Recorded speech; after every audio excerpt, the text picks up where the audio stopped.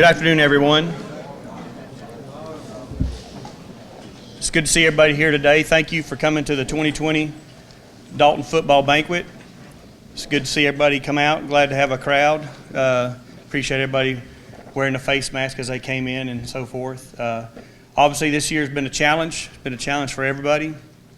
A lot for these young men to overcome, to be able to play football. Very thankful that these guys actually gave us a season. Wasn't necessarily a season that we set out for, but you guys may not realize it as football players, but you gave a lot of parents and people in the stands something to look forward to on Friday nights, which is a Dalton football tradition. And you guys carried it out, and we're very thankful that for your hard work that you've put in all summer long and throughout the season. So thank you very much for that.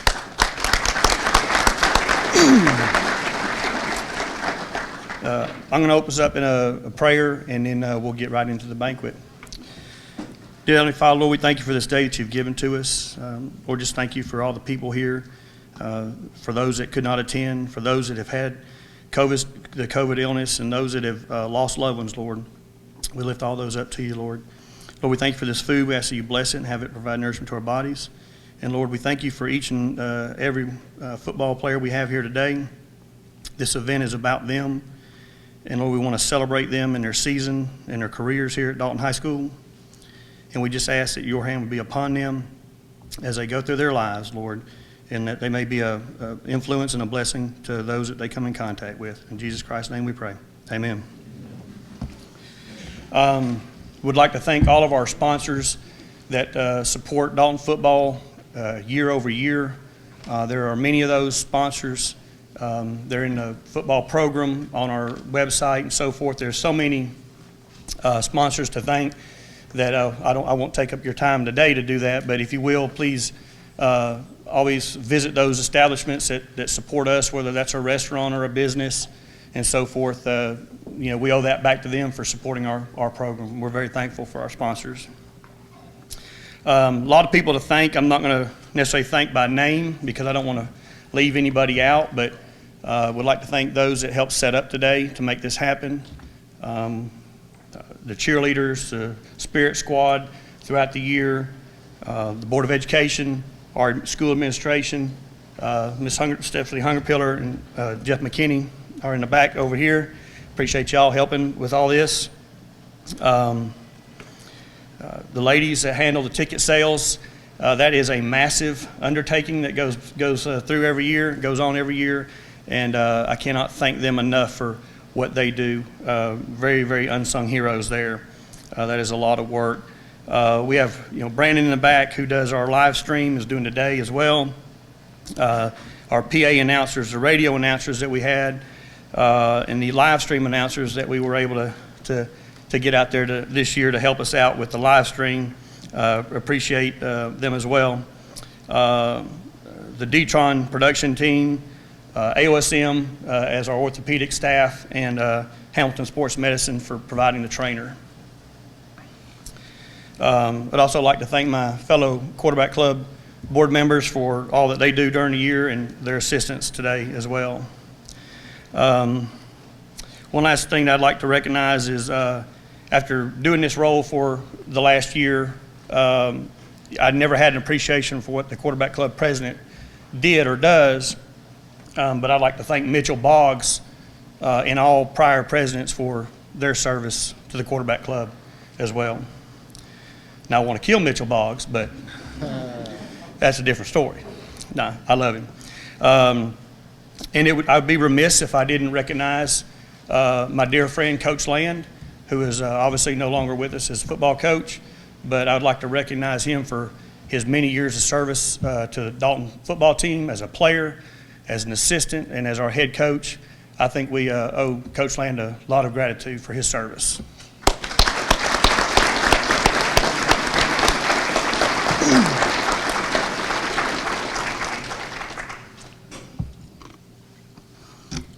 I would also like to thank each and every one of you coaches that put all your time into coaching our young men. The amount of hours you pour into these guys is very much appreciated. It does not go unnoticed.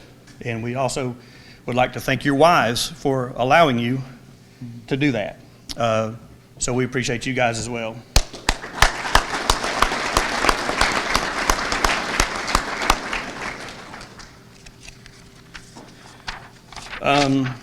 This year we're going to, normally Matt does most of the talking, or the head coach does most of the talking. I'm obviously not as eloquent as Matt Land. Wish I were, but so it'll be a little bit shorter program than normal, which probably won't bother many people. But instead of giving long speeches about individual awards or whatever, I'm going to keep it on the short side, not to overlook anybody or anyone, but I'm just going to try to be quicker about it. The first award for this year is a Quarterback Club award, and this is a Quarterback Club member that has gone above and beyond what a normal person would do. This person in particular is like my right hand. Does anything, anytime, anywhere, is the best doer that I know. And that's Jason Stout. And his wife Shanda as well.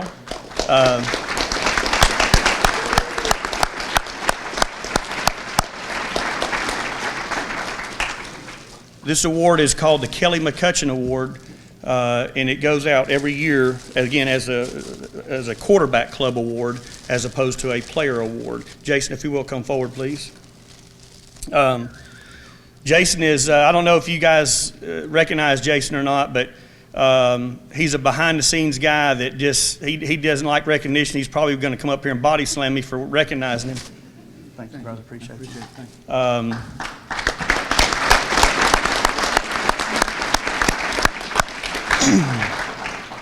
But I can't thank Jason enough for what he does. And again, there's a woman behind that, and her name is Shanda, and she also helps, and the whole family actually helps. It's really a good team effort, and I'm very appreciative. Now into the player awards. Bryce Joyce was a player, Catamount, was involved in the Quarterback Club.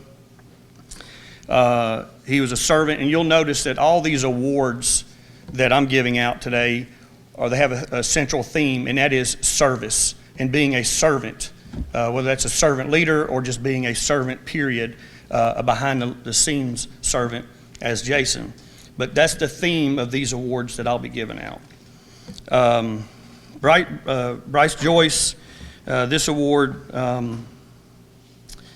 represents more than just his name. It represents hard work, dependability, trustworthiness, serving others, and love for team. All the qualities that were represented by Bryce Joyce. This year's winner has all those qualities. He showed up every day wanting to make himself better and his team better. Throughout his time here, he did whatever was asked of him. And this year's Bryce Joyce Award goes to Ty Thurman.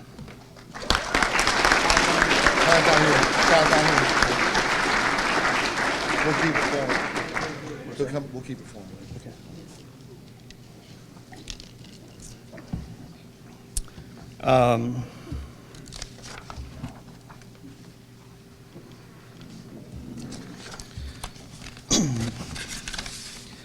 The next award is known as the Carter Mckamey Scholarship. Carter's family is kind enough to sponsor this award every year in his honor. And it comes with a, as I said, it was a scholarship, so it's an award/scholarship, but it's funded by the family each year, and it's $1,000 scholarship for the player to use.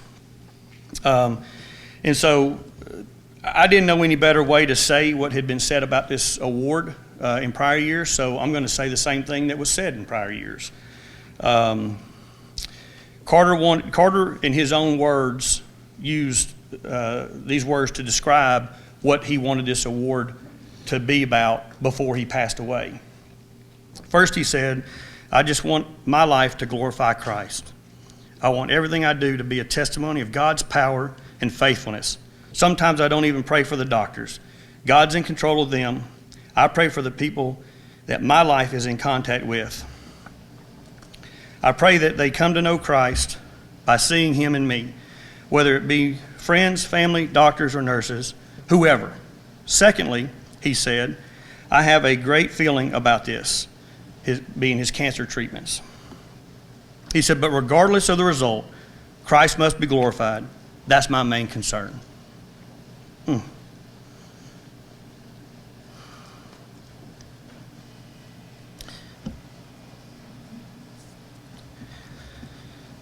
This year's Carter Mckamey Scholarship winner is an individual who, like Carter, has left an indelible impression on many people, especially his teammates and coaches, as well as many others. This year's Carter Mckamey Scholarship winner is Dominique Simpson.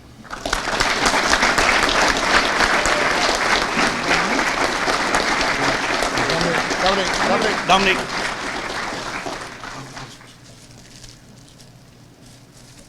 Congratulations.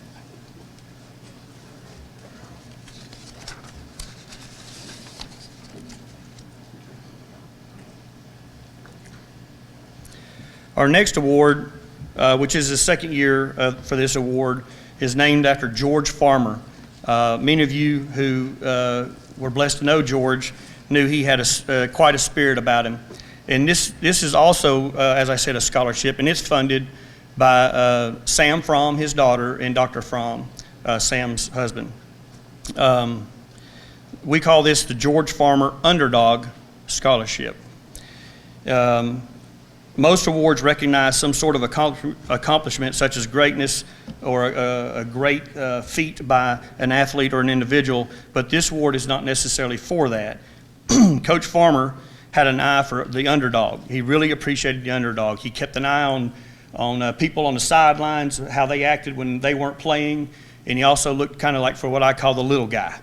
So that's what this award is about, somebody who's scrappy, has a lot of things to overcome.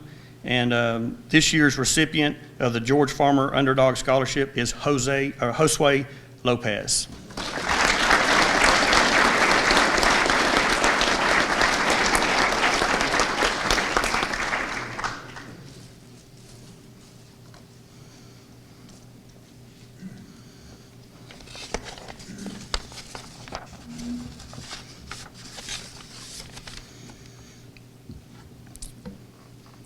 And the last award that I'll be giving today is, I call it the Servants Award, and it is the Teresa Bennett Servant Leader Award. And for those of you that were blessed to have known Teresa in her lifetime, it's a great honor to be considered for this award. She exemplified what a servant is. Teresa, almost all the time, was a behind the scenes servant. Didn't care about recognition at all, but just wanted to serve. This is our third year to present the Teresa Bennett Servant Leader Award. And I'll read the words that Matt Land gave me. He said, it's an award that memorializes an irreplaceable wife, mother, sister, daughter, friend, teacher, and servant leader. Teresa was the wife of Coach Jim Bennett, to my left, and the mother of former Catamounts, Coach Cole Bennett, and his brother Ethan Bennett. It's an award that serves as not only a recognition of the hard and selfless work Teresa performed daily, but more importantly, it reminds us of the very nature of Teresa. This year's recipient is Joey Wills.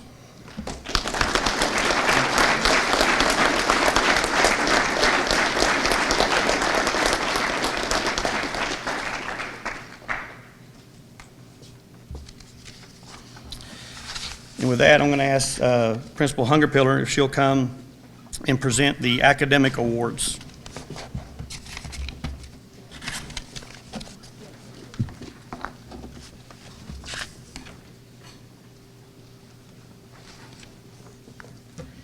Good afternoon. It's great to be here today to celebrate the accomplishments of these great young men and these coaches. And so I'm honored to be here to recognize these students for the academic awards.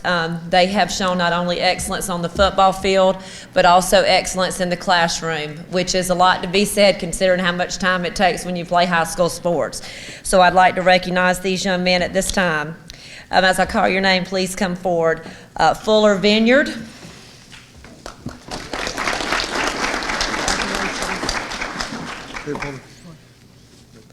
Parker Adams.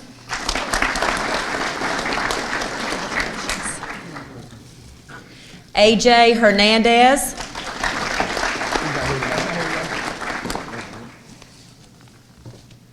Tyson Neal.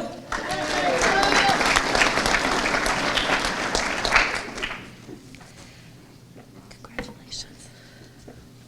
Caleb Hernandez.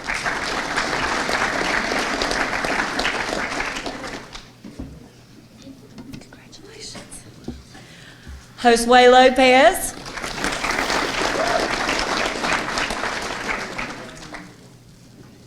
Congratulations. Wesley Yarborough.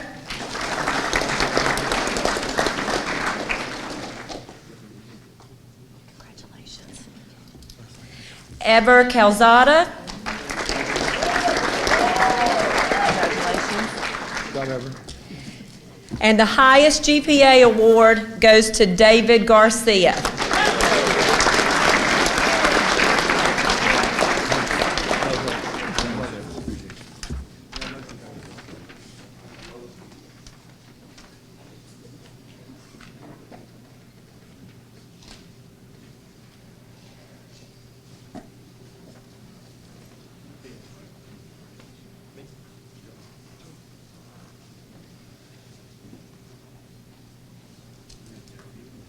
He come back.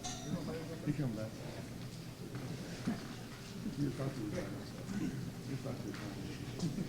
I guess it's my turn again. A piece of cake was put in front of me and I lost my mind. I know that's right.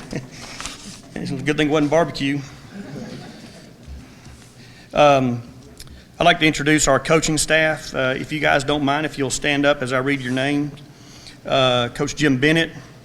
Coach Kit Carpenter couldn't be with us today. He's quarantining. We'll hear from him in a few minutes. On the big screen up top, Coach Scott Thompson, Coach Jamie Penny, Ricky Hammondtree could not be with us today. Coach Adam Martinez, Coach Cole Bennett, Coach Bill Mayo, Coach Eric Long, Coach John Patrick, Coach James Johnson. You can stand up taller than that now. Coach Jason Poteet, Coach Santiago Nava, Coach Blackwood, Bo Blackwood, who could not be with us today, Coach Gabe Majorkirth, which I don't think he's able to be with us today, Coach Joey Wills, Coach Luke Tolbert, and Coach Hunter Floyd, who is not with us as well. So that's the introduction of the coaching staff. Coach Patrick will come up and do an introduction. Hold on, one thing in between before you sit down. So before Joel goes and eats the rest of his cake, the team's got an award for him in recognition of being the quarterback club president. And you guys that don't see behind the scenes, you don't know what a big task that is. I think it's a lot easier being a parent watching your son play than it is being the quarterback club, right? It is. You know, after the games, he's there with the boxes of chicken for the guys, and you guys like the chicken, right? Yeah. Countless other things that he does, coordinating the buses, making sure that they show up on time, hoping they don't break down on the way to the game, getting water, drinks for us, just really anything that the team needs. The quarterback club's there, and Joel coordinates all that, and he ends up doing a lot of the work himself. So I think, everybody give him a big round of applause, and we've got a plaque for him. Thank you, Joel. Thank you, ladies.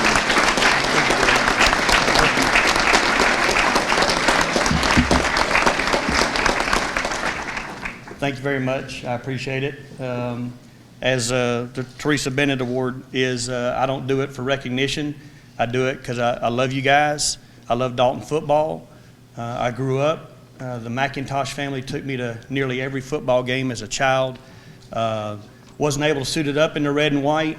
That was my dream to have done so. You guys really need to understand that putting on the red and white, it means a lot. It really does. And you'll look back 10, 20, 30, 40 years from now, and you won't believe how much it means to be a Catamount. But it's something to be respected and honored and treasured. So thank you. Appreciate it.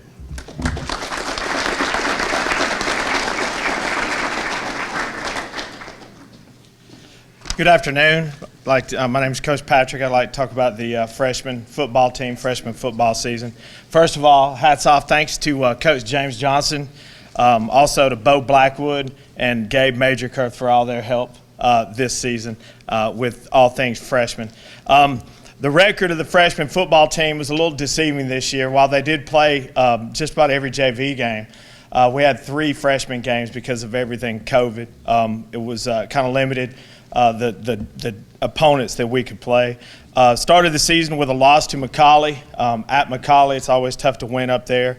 Lost 31-0. We ended up beating Cleveland 14-12 and ended up losing to LFO 14-7 as a last-minute game. So it was a tough season for these guys as well, but all the way through summer workouts and through the season, their attendance was great. They worked hard in the weight room. Coach Thompson praised these guys. Through the middle of the summer, just for their work ethic and everything that they put into place in the weight room. Also, hats off to the middle school coaching staff, Coach Poteet, Coach Nava, and Coach Tolber for everything they did to get these guys ready for freshman football. So we're real proud of those guys. All right, guys, if you come up, we got a plaque for you. I'm going to call your name and by position also, okay? So here's your freshman football team. Jayden Anderson. Jayden was a running back and a linebacker. Andy Atangana was a receiver and defensive back. Yeah, stay down here. Jackson Bautista was a tight end and a linebacker for us. Bryce Chavaria was a receiver and a linebacker. Chandler Cowart, offensive and defensive line, with a little bit of linebacker for us. Christian Didios was a receiver and defensive back. Jabari Dixon, offense, defensive line. Eric Garcia, offensive, defensive line. Everett Hayes, I promise these guys are in the room. We'll get to some that are here in a minute. Was the offensive, defensive line. Adrian Hernandez was a running back, defensive back. Ledge Land was a quarterback and a defensive back for us. Austin Martinez was a receiver, defensive back. Felipe Miranda, receiver, defensive back. Michael Wynn, offensive, defensive line. Alex Overby, receiver, running back, defensive back. Bannon Phelan, offensive, defensive line. Alex Pimentel was receiver and outside linebacker. Manny Quintero, offensive, defensive line. Jacory Robinson, receiver, defensive back. Jamil Rosas, offensive, defensive line. Yahir Sosa, receiver and linebacker. Riley, I'm not going to let you come up with this group, okay? I'm going to let Coach Mayo talk about you, okay? But Riley South was offensive, defensive line. Bo Stout, offensive line, defensive line, and linebacker. R.J. Story was receiver, defensive back. Landon Talley, offensive, defensive line. Elijah Tanner, receiver, defensive back. Brandon Tentia was offensive, defensive line. Adrian Villa, tight end, defensive line. And Striker Woods, H-back, tight end, running back, occasionally a quarterback, and a linebacker for us. Yeah, it got ugly for those times, but that's okay. And that's your freshman football team, guys. Let's give them a hand. Thank you.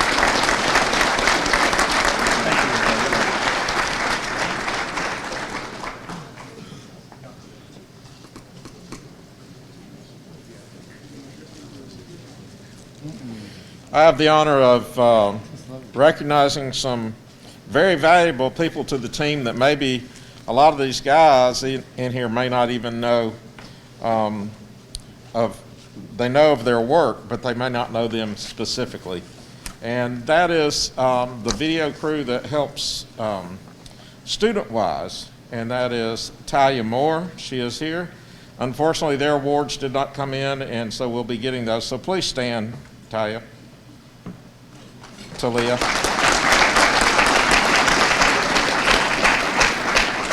Chelsea Soto Suarez.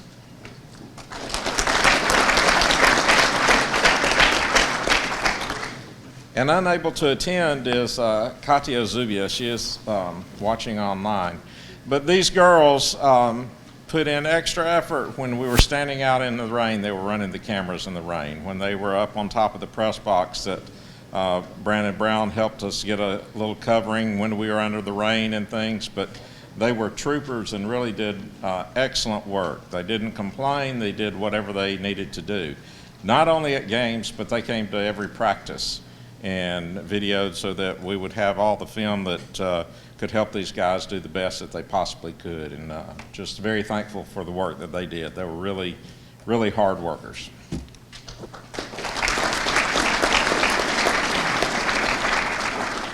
Also, I'd like to just say thank you to Luke Tolbert and Hunter Floyd for their assistance when we got to the ball games and helping set up and doing the things that we needed to do to get ready for the games. I'd now like to recognize the ball boys and water boys. We have some that are not here for various reasons, but I'm going to recognize them all. We had Briggs Bennett, Brax Bennett, Clayton Thompson. I believe Clayton's here. Come on up.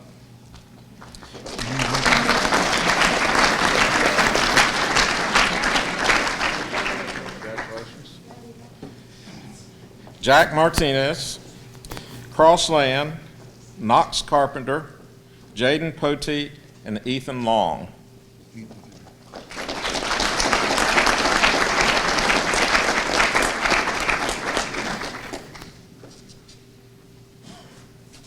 And if you think you can have a football game and not have some ball boys and doing all the kind of things that these guys helped out with, you're wrong.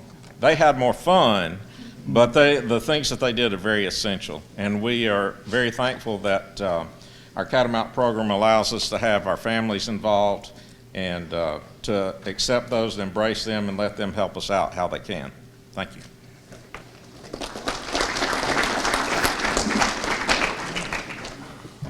Good afternoon. We're going to do things a little bit different this year than we have in the past. We're going to talk about the offense first. Then each individual coach is going to talk about their individual group, so it's going to go a little bit different than we have in the past. I hope you bear with us. I'd like to talk to you about the last year's season, or this season, as we go forward. When I think about the 2020 offensive season, it was one of ups and downs, and we can all agree with that. The scoreboard only tells one side of the story. With the challenges of 2020, I would say to you, success is not measured in just wins and losses.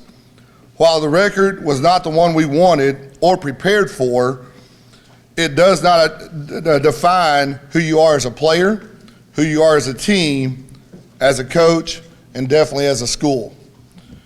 We fought hard to have a football season in general. It was not the record you wanted, but your hard work and your perseverance in an unpredictable time was remarkable, and you are to be commended for that. You came to practice every day, you followed protocol, not knowing what teammate may or may not be there at the time, or even what coach was going to be present. It was the next man up mentality, and for that, I congratulate you. There were times you could have given up, you could have even quit, and I'll be honest with you, at times I thought you were. But you didn't. You fought hard, and you were just a few plays away, a handful of plays from being 7-2. We will get that fixed going into the 2021 season. I can promise you that. With that, I'm going to be introducing the wide receivers. Coach Long, if you will assist me. When I call your name, please come forward. I'm going to say a little blurb about you. Some good, maybe some not so good. No, I'll be nice, I promise. Those of you, my guys that know me know I'm joking, I think. Number 5, Kareem Page. Kareem is, stand up there real tall right there so we can talk about you. Kareem's a hard worker. What a lot of people don't know about Kareem is the work he puts in when nobody else is looking. There was times I'd come in the summer, I was like, who in the world's in the turf room? It was Kareem. He's working on footwork. He's working on catching balls. Coach, let me try this. Coach, I can get off the line with this. That's Kareem in a nutshell. Our guys followed his leadership. Kareem is a dynamic player. He's going to have an opportunity. Everything goes right his way, he's going to have an opportunity to play at the next level next year. Gain some weight, get a little bit faster, be consistent. He's going to have that opportunity. We look for big things for Kareem. Stay right there. Number 7, Joni Boston. He's a multi-purpose player. You saw Joni this year. The key to Joni, he can change gears on you. He can be a receiver. We saw him in the backfield. We saw him at the slot. Joni, once Joni does what Joni does, he's very, very dangerous, and we're so excited in what Joni can do, get his classroom stuff worked out, and he's going to be fine. Number 10, Warner Ross. I want y'all to say, clap your hands. Warner texted me. He's watching via internet. Warner, we love you. There's probably no one I'll probably ride harder than Warner Ross. He is the hardest worker there is. He can take it. He can take a dose of me. He's very, very powerful. He does it all. He returns punts, blocks, H-back, slot, quarterback, and more importantly, when you think of Warner Ross, you think tough. He is a tough kid, and Warner does not want to come off the football field. I tried it once. It doesn't work. He'll get it done. I think if I'd have put him at center this year, he would have done it. Warner Ross. Number 19, the need for speed, Luke Blanchard. When you think about speed, this is the kid you think about. He's strong, great football knowledge, doesn't talk a whole lot. He just says, yes, sir, or yeah. Luke, you know what to do? You know what route you got? Yeah. And I trust him. Luke knows. Luke knows what he does, but he works hard. It was Thursday. I came out and watched Luke run outside. It was he ran a 4.5 in 30-degree weather. I watched it with my own eyes, laser, no hand. Luke's a special kid. We're so thankful to have him. Luke's strong, keeps working hard, and is a go-getter. Number 21, Joseph Fernandez. Joseph has tremendous speed and quickness out of the break, and as he continues to improve, you saw Joseph a lot in the JV games. How many touchdowns do you have, Joseph, this year? 3 touchdowns. Joseph's going to be good. He came to us late. You got to keep working on the mechanics and getting better at that. Number 22, I don't see Jair Torres with us. Jair's hit and miss a little bit just due to 2020, and he was a good receiver for us as well. Number 83, David Quinones. This is David's first year of playing. David had a great attitude, came out and worked hard every day to learn the game and to learn the position, and more importantly, probably to learn me and how fast I talk and what I was talking about. When I first met David, I didn't know what was going to happen, but David got to where he was catching balls, and David was working hard, and we were cheering. Everybody was cheering on David when David got out there, and we really appreciate you, David. You're going to get better. Keep on improving. Number 87, Jair Garcia. JJ has one of the best hands in the group here. He had to miss a couple times during the all season. Had he not missed, he would have been in the mix with our group here, and really works hard and has a lot of football knowledge, can throw the ball, catch the ball, has good feet, and more importantly, he knows what to do. Now to our seniors, number 81, Wesley Yarborough. This is Wesley's first year playing varsity ball. He played in the middle school, came out and worked in the off season with us, learned the position, learned the routes, worked harder every day. Wesley had a fan group. We were out there and they were yelling at me I never do people even knew my name. they were yelling at me, put Wesley in, and Wesley got in, and it was a big cheer for him, and he's done really well for us. And Wesley, we appreciate what you've done for Dalton football, and we're going to miss you. Number 80, Fisher McElrath. A lot of people say Fisher's my son, but he's not fast enough for me. That's why I tell Fisher. No, Fisher is a tremendous waiting on go. When I think about Fisher McElrath, I think about a true teammate. If we were missing someone on special teams for not paying attention, or if we were needing a receiver or a different formation we went in, I didn't have to look far. Fisher was standing right there, right next to me, waiting to go in, and sometimes he put himself in. And he did a great job for us. When everything for Fisher's done for us as a group in his senior year, his attitude, great work ethic, it helped out a lot. So we're going to miss you so much, Fisher. I wish you the best in the future. Guys, more importantly, we love you, and we appreciate all you've done. This is your 2020 receiver crew.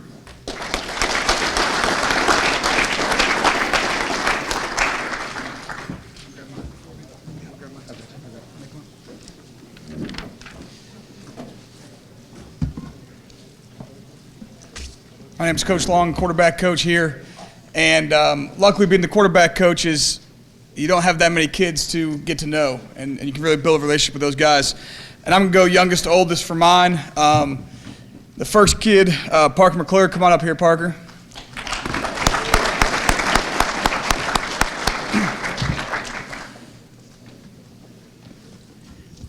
Stay up here. All right, Parker to me is the kid that you want to coach. He's probably a little bit overly critical of himself in practice and in games, but he cares. He cares about the football program. He cares about being a Catamount, and he works his butt off for us, and I really appreciate that.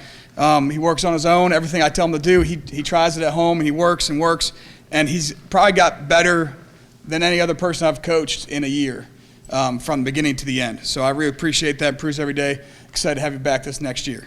Parker McClure.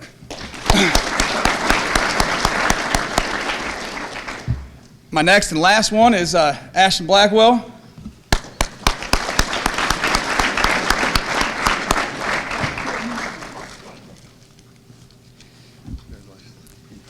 So, Ashton is, and it happens when you're a quarterback and the starting quarterback, you're the pulse of the team, pulse of the offense. And it's not easy to be, because, he can't afford to have a bad day of practice or be a little bit down at practice because it brings the whole offense down. And he did a really good job this year and grew a lot throughout the year as a leader, grew as a player throughout the year.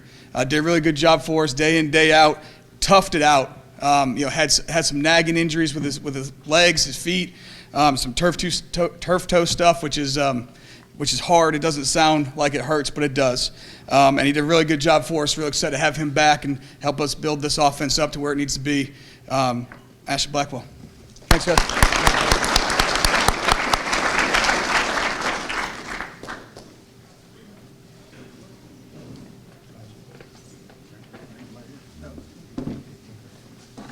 All right, I'm Coach Marlowe. I had the honor to coach running backs this year. I don't see any of them out there today. Great group to work with. Some of the guys, like Coach Martinez said earlier, Journey was a guy that came into our group, rotated in. Jackson Blackwood also was with us, but he moved to H-back before the end of the year. Our other guys were Tyson Greenwade, Cash Lindsay, and Maurice Hallard, our only senior. But like I said, I did not see those guys come in. But they worked really hard, really fun group to coach, and really proud of those guys. So.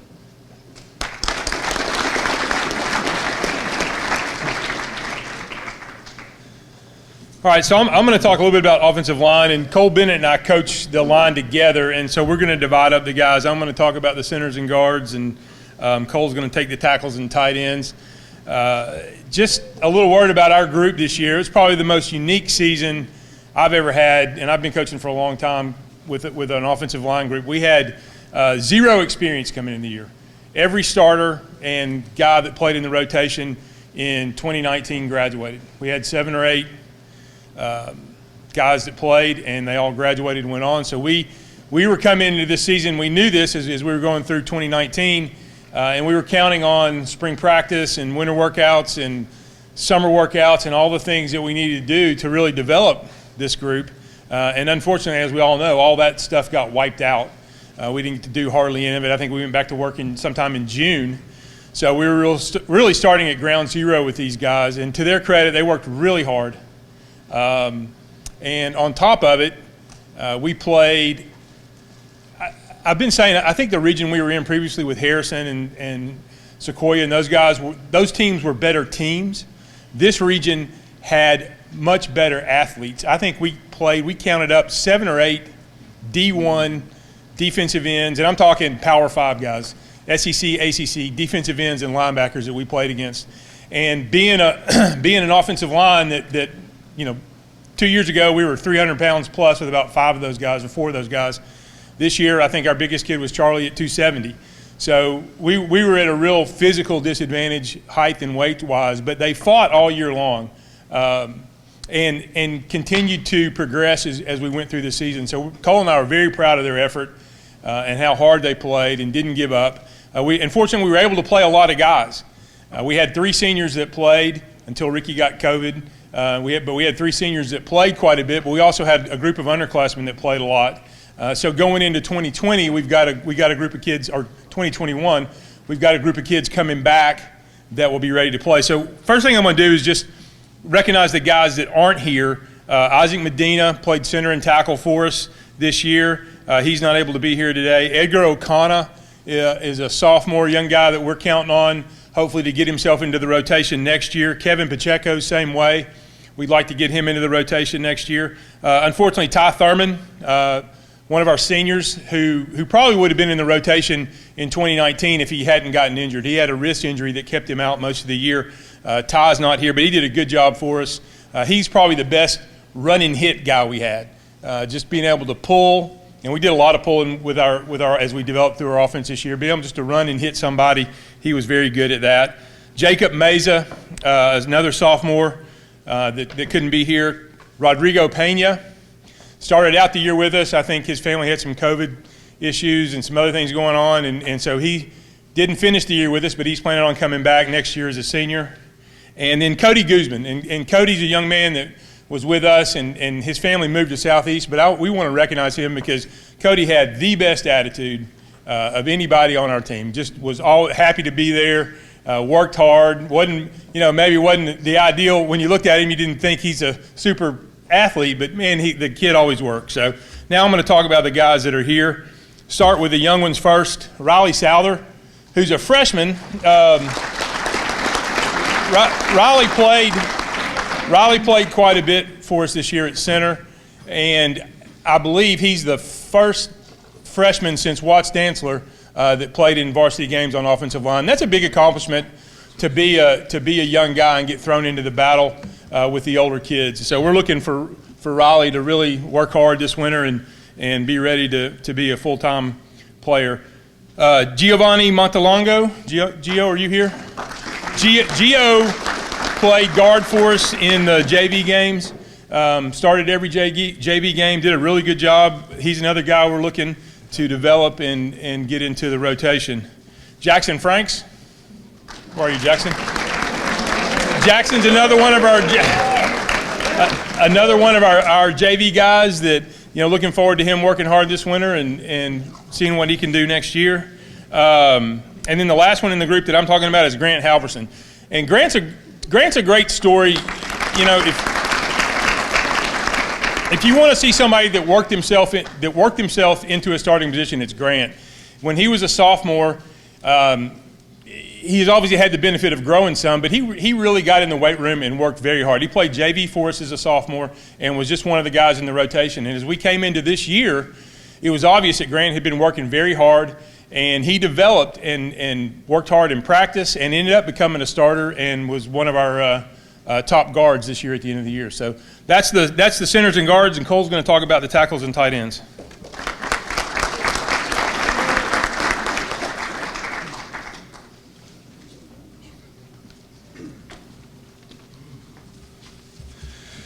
All right, Charlie Patrick. Charlie Patrick is an outstanding young man with an unreal work ethic and was our starting right tackle. He trained incredibly hard this summer on his own for the opportunity to start at right tackle.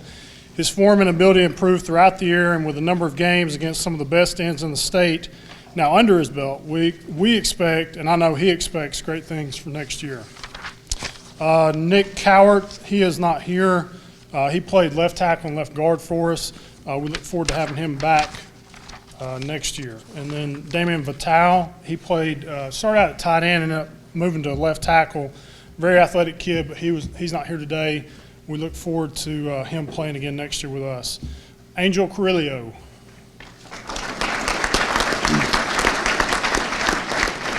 Angel initially played defense and got traded to us to move to offensive tackle. He has good size and strength, and his footwork improves every day. He had good performances this year in sub-varsity competitions, and we look forward to his hard work this offseason and working him into the rotation as soon as possible next year. Veer Patel. Veer played offensive tackle for us, and even though he often didn't tie one of his cleats every day at practice, he got better every day. All joking aside, Veer has a great attitude, and he improved tremendously this season. As he continues to work in the weight room, I know his progress on the field will continue to improve as well. I look forward to watching and coaching him next year. John Frank Patterson.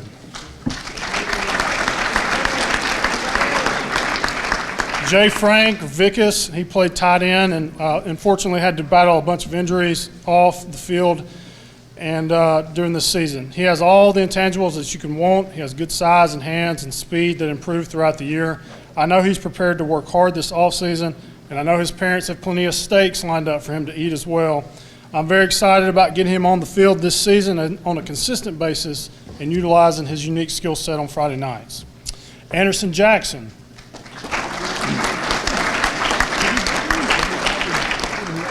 Anderson was our tight end and H-back this season. He provided us a physical presence on the end of the line, as well as the ability to run some of our buck sweep and power plays. He stayed the course and continued to work all season, even if he wasn't getting as many reps as he wanted. Going into next season, I'm very excited to have another tight end to coach and look forward to seeing him get after defensive ends in our region next year. Jackson Blackwood.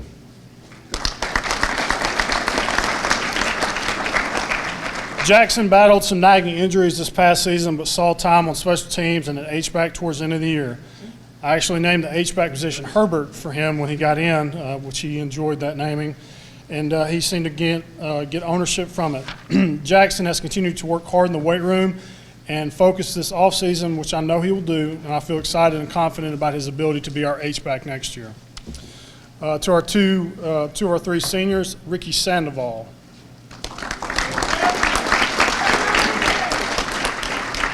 Ricky played guard for us this season. Ricky lacked size for the region we were playing in, but don't tell him that. He attacked defenders without any care for himself or fear about who he was facing.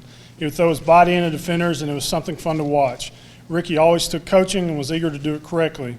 He was our best cutter on the team, and he made a lot of plays work because of that ability. We actually had to call him off cutting some people. We're going to get flagged. I'll miss his good sense of humor and his ability to always keep the group laughing. Thank you, Ricky, for your humor and your reckless effort this season. And Hayden Sumner. Hayden played center for us this season, and this was after having to rotate around and at one point being in a situation where his playing time could possibly be extremely limited. But this didn't bother Hayden. He waited for his chance and took it when it came.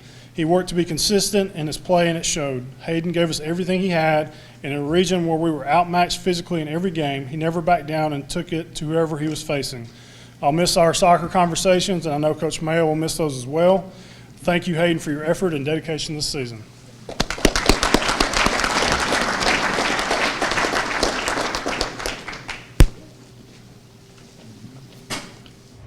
Good afternoon.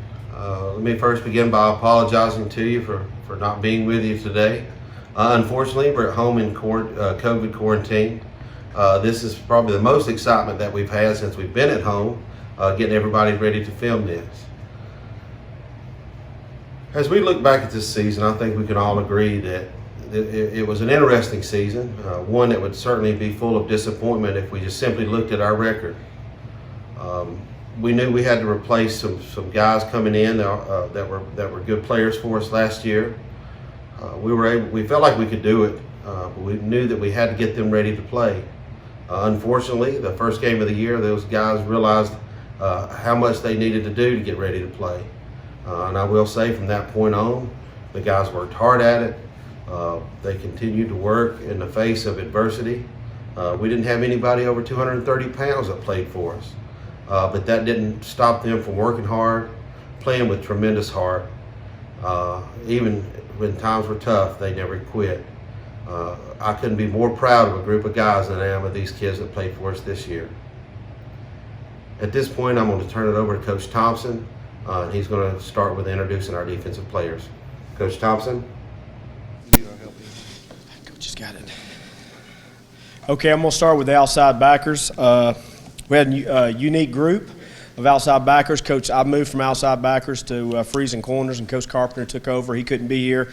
He didn't think we'd be able to time it right. I told him we could, but he decided it'd be best for me to go over, talk about our outside backers. First young man is Max Ross. Come on up, Max.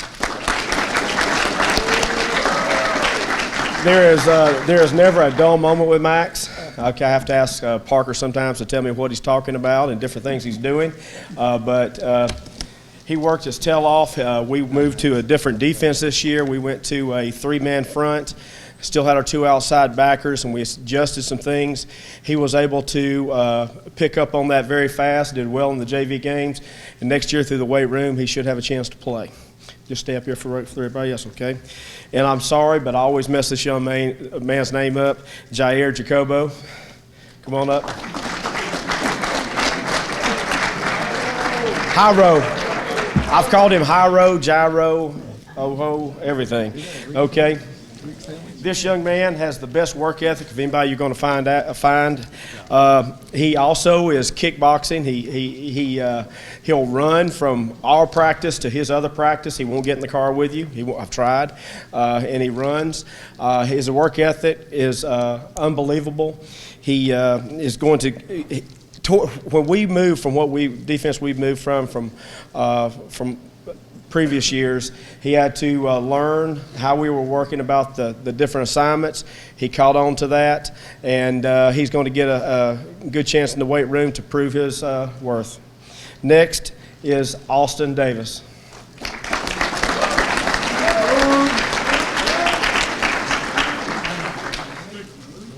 Yes, we called him Stick Man, but if you've noticed, guys, in the weight room, he's not Stick Man anymore. He's been working hard, putting on a lot of weight. It's hard for the quarterbacks to throw the ball around him, over him. He had a lot of tips this year. If you think about one of the best outside backers that we've had in Caleb Hernandez, he looks a lot like Caleb Hernandez, just a little bit taller. If he fills out, he's going to be a force to reckon with next year. Next is Bryson Benton. Come on up, Bryson. Y'all scoot on down a little bit, guys. Bryson had to run him out of the weight room anytime, and every time I open it up, he's always in there working out, him and his brother. He started for us this year, did a phenomenal job at our well backer. He will be back next year, be a leader for us. He was one of our top 10 voted on in the weight room because of his work ethic. Very proud of Bryson. Next is Blake Hammondtree.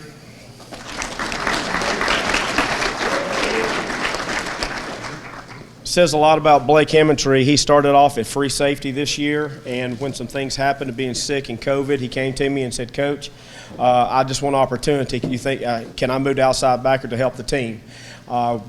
He wanted to do what he needed to do in every way to help. Moved into outside backer. He was learning everything. He got voted in the top 10 also for next year in the weight room. Phenomenal young man that is going to be an asset for the team next year. Yes.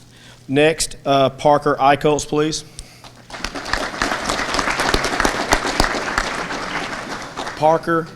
Parker started off the year. Great attitude. He came in working hard. He was in the rotation, possibly pushing for a starting position, and had a back injury that put him out for most of the year. He had surgery. He's just now on bands, doing certain things to strengthen his overall body and his core. Hopefully next year, if the good Lord's willing, he'll be able to play for us and have a starting position. Down to my two seniors, Coach. Next, Dominique Simpson, please.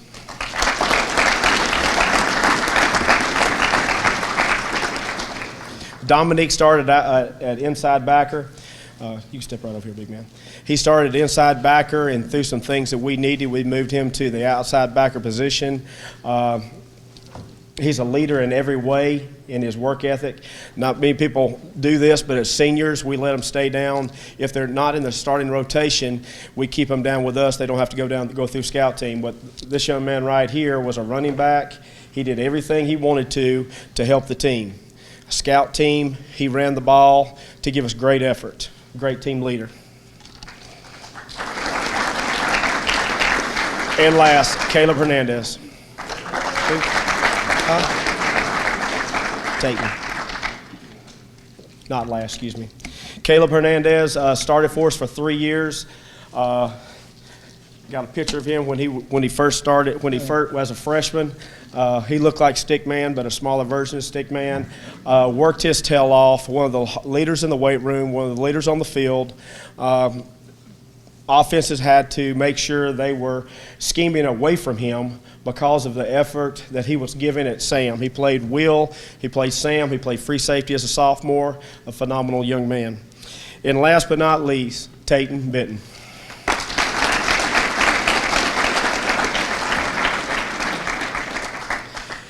Tayden is the same way as Dominique. He came in, he got a lot of playing time. Love you, buddy. He got a lot of playing time at various positions. He started off at corner. Earlier in his career, he played from corner. He went to outside backer, played on all special teams like Dominique did, gave great effort on scout team and did everything he could to help the team. And I believe the outside backers, I didn't miss anybody. This is our outside backer crew.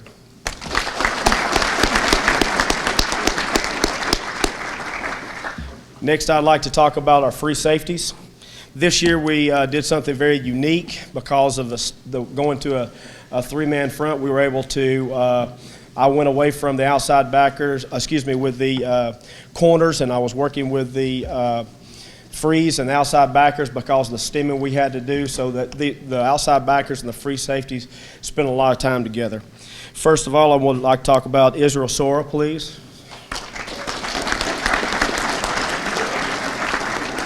Israel's a great hitter. He missed a lot of time during COVID helping out his family at work. He had to do some things to help them. He missed some days, but when he was there, he gave the best effort he could. Very proud of him. He's going to have a chance. We're losing a free safety. We've got a job available for him. If him and the rest of them, we'll see who steps up. Next, Ethan Evans.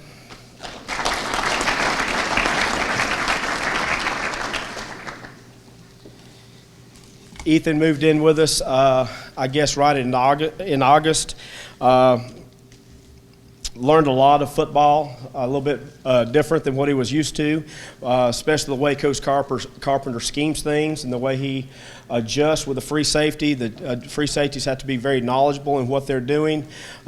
Ethan was able to pick it up and was scheming people where they needed to be, moving them around throughout the later part of the year. Ethan is going to have a chance to step in and fill in just like Israel as a free safety. He's got great length, great speed, and look forward to great things with him. Next is Brady Pindley.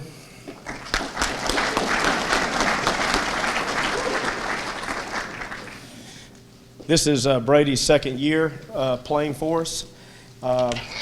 He's going to have to drive the ship and think like Coach Carpenter, which is a very scary thing. When we had last year, when we had to move Parker to quarterback a couple of years ago, he had to take over and drive the ship and adjust people and move people around. Our free safety is our quarterback of our secondary. He did a phenomenal job. He came in this year, and we moved him up in space. He played a lot of man coverage down low in our as a free safety when we moved him up and kept Parker back. Looking forward to him to be a leader of this defense in every way. And last but not least, the heart of our secondary, Parker Adams.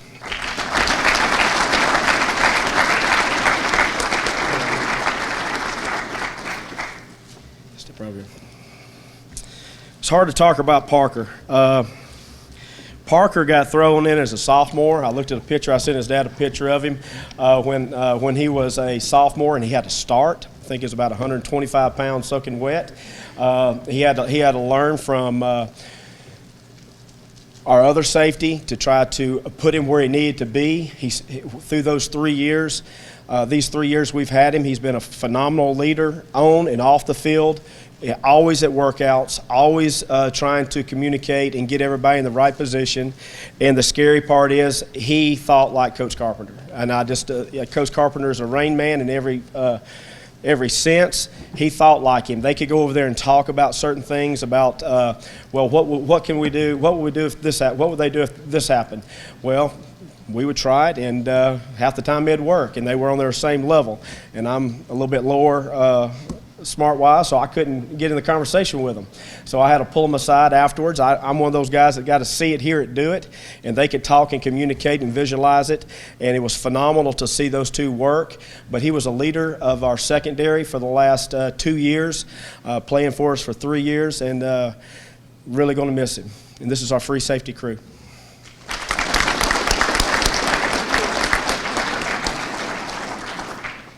Now to our corners. I want to talk about, first of all, with this, when we moved and some things happened early in the year, we had this crew right here had to adjust to a new coach. I worked with them. Coach Jordan McKinney came and worked with them. And then we kind of sat in with Coach Major came, and he was able to be with Coach McKinney for a little while, and Jordan to see what he was doing man coverage. And Coach Major really worked with them and got them to play really well. As I was with them at times when we played man coverage, Coach Major was with them a pretty good bit more. And he did a phenomenal job. The first young man we're going to talk about is not Joseph, Josh Fernandez, please. Come on up.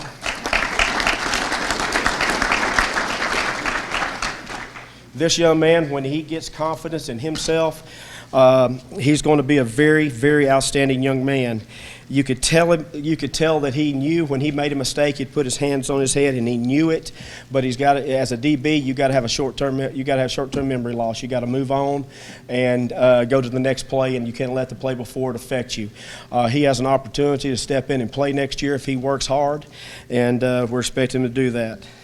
Assad Tanner, they are in the transition of moving right now. They're still in our district, but they're moving. He stepped in as a sophomore and played for us.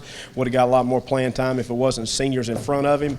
But he's going to be a great asset to our team. Bentley Myers is not here. His grandmother's 90th birthday, and they're watching, so I'm going to talk about him.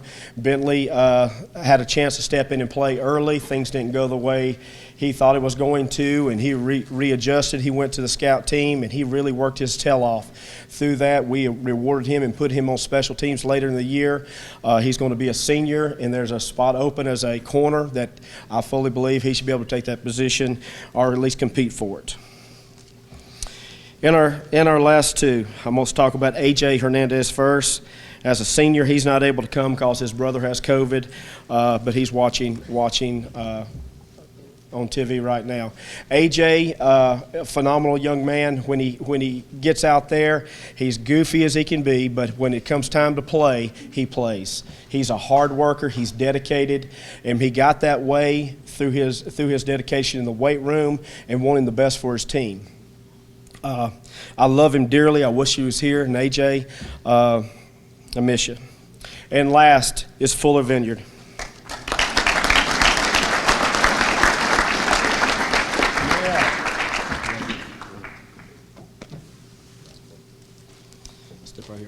Okay, when I first got here 20 years ago, you really didn't have a chance to start until you were a junior or senior.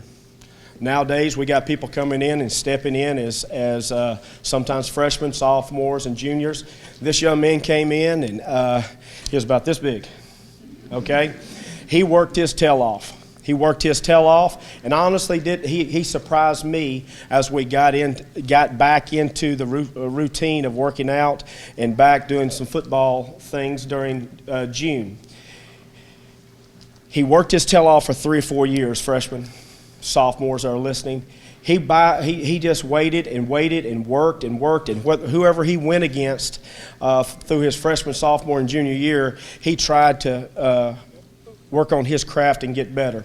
Through that, this young man stepped up and started every game and was probably the best corner we had, technical-wise, because of his hard work and his dedication. I want everybody to understand, it didn't be that way. You didn't start till you were a senior, and people waited and waited and waited to return because of the privilege to wear that D.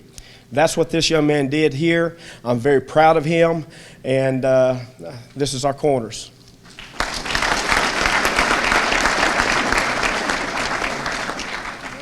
Yeah, I think I'm done. Did I miss anybody? Okay, that's greatest fear as a coach, missing anybody. Okay.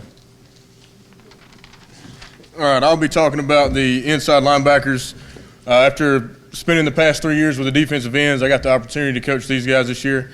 I'm going to do the same thing as everybody else does, start out with our sophomores. First up, Rockwez Washington. I don't think he made it in today. And our other sophomore is Daniel Ramos.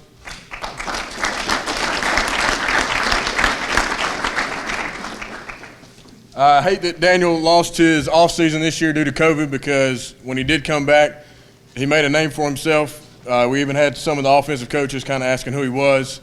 He looked good. The speed of JV and varsity kind of caught up to him, but he adjusted to that. He ended up starting for us every game in JV at inside linebacker, and he's a hard worker. Every day when I go to the weight room, he's either in the weight room or the turf room or the turf field after school every single day. I'm excited to see what he does. That's our only sophomore. You can go ahead, sit down. We'll do it by grade. All right, our juniors. First up is Brandon Arredondo. Did he make it? Did you get you some pants? All right, Brandon, or as everybody here sitting knows him as Chewy, Bulldog, BD, whatever comes out of our mouth, that's usually what his name is.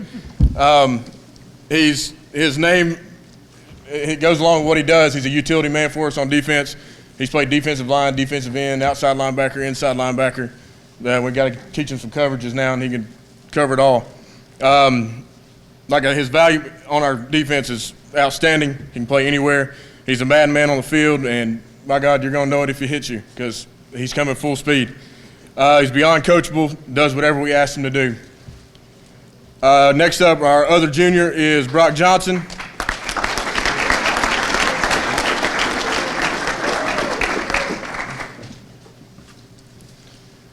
Brock understands his role on defense. It was his time to start this year.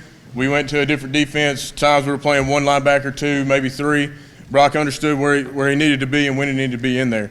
I've never seen a kid put their body through more hell than this kid has in 2 years. And he's probably going to feel like a lot of us sitting up here do in about 15 years, but it'll be worth it right now. And despite his size, he doesn't let that stop him. He's coming full speed just like Brandon.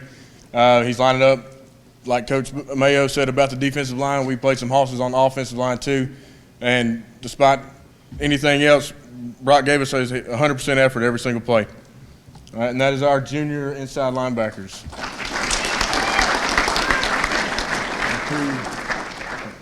All right, and our seniors, we have two of them also. First up, Josue Lopez.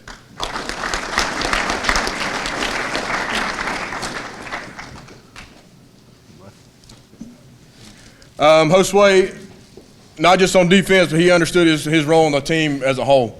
One of the greatest guys you'll ever meet in your entire life. He understood that and took that on, and he became a leader of this team. He may not have played as much as he would like, but everybody in this room will listen to what Josue says when he says it. He helped us out on special teams. He spot played for us on defense. And like I said, he's just an all-around good guy. There's a lot of guys in this room that I'm excited to watch and hopefully get to play college football at the next level. But I'm more excited to see what he does off the football field. It's going to be pretty good. And our other senior linebacker is Mauricio Quintero.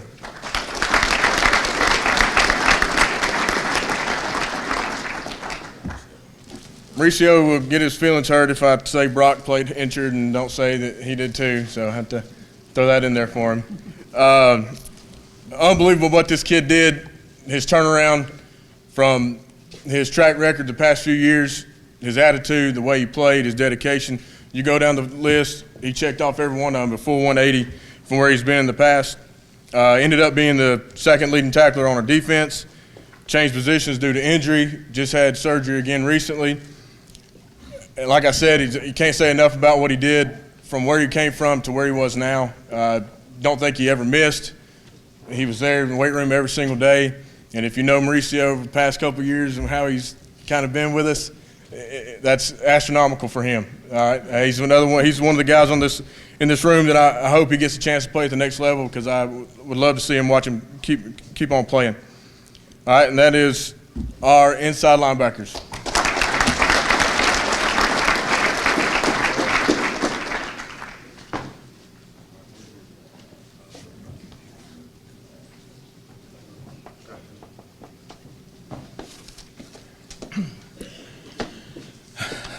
Anybody need to stand up and stretch before we get going?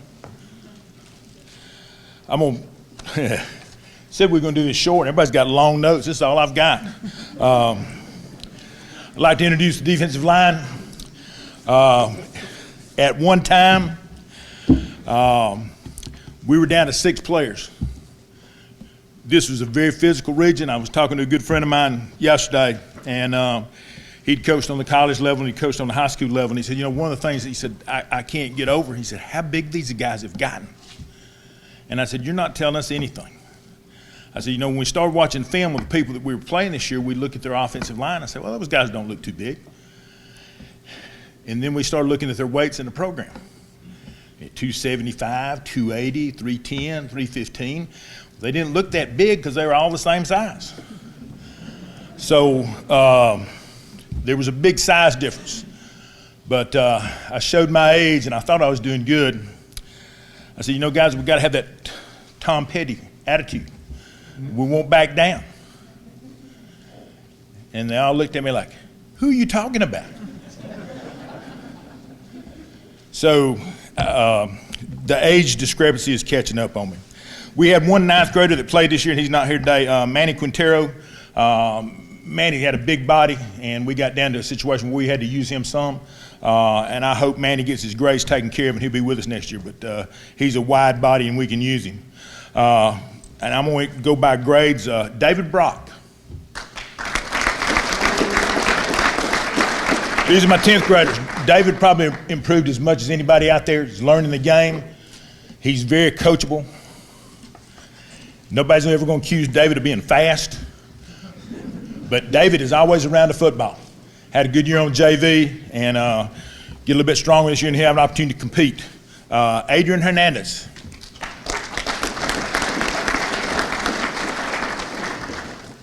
Adrian probably wanted to play more than any kid that I've ever been around. He had some knee issues.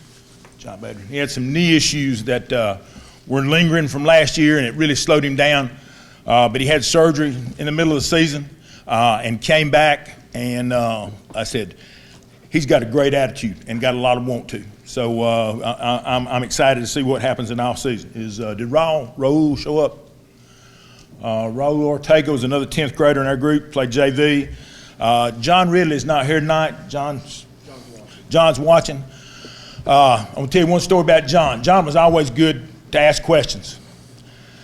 So he comes off the field one game and he says, Coach, he said, what do you do when you get stiff-armed by the quarterback?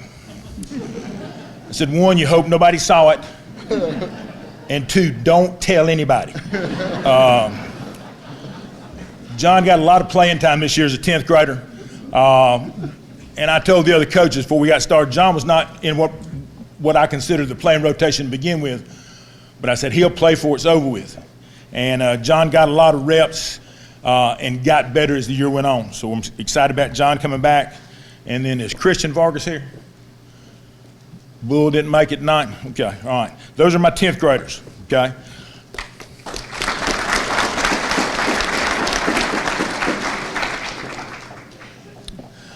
Juniors, Dylan Center.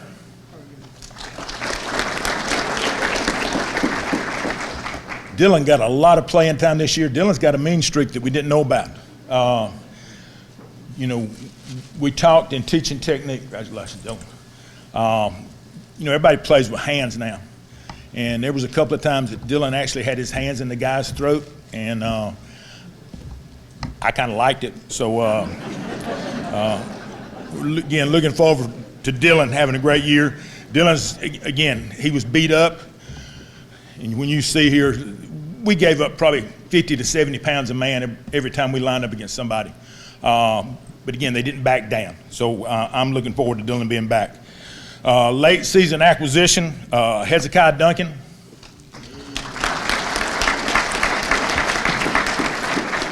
Hezekiah started out on offense, and again, we were beat up pretty bad, and we were looking for somebody to come over, and I asked Hezekiah, I said, if you got a chance, could you come help us? And he said, Coach, I'd love to. As soon as we flip him over, he gets quarantined and he misses a week. And that's kind of the way the season went. We were constantly, who's going to be here this week? We don't know. Hezekiah played down the stretch. He's quick. Again, he's another one of those guys that got a mean streak, and that's what you look for on defense. So I'm looking forward to Hezekiah being with us all year next year. And like I said, I'm expecting good things out of him. Austin Fisher.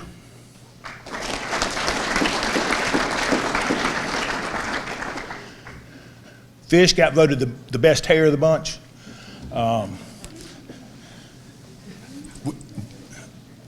We knew going into the season Austin does a great job deep snapping for us, so we knew that was taken care of.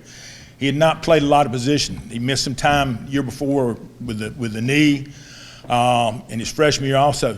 But Austin really stepped up, and when he got some reps and started playing, did a great job for us. And again, I keep saying this, but these guys have got mean streaks in them that I've never seen before. So I'm excited about that. We just got to get Austin keep his mouth shut sometimes. But other than that, it's okay. Alo Lopez.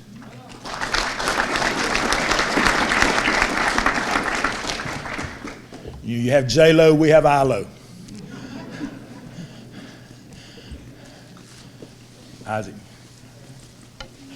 Isaac, one of those guys that you love to have at practice. He gives you a great effort. You know what you're going to get. He is consistent.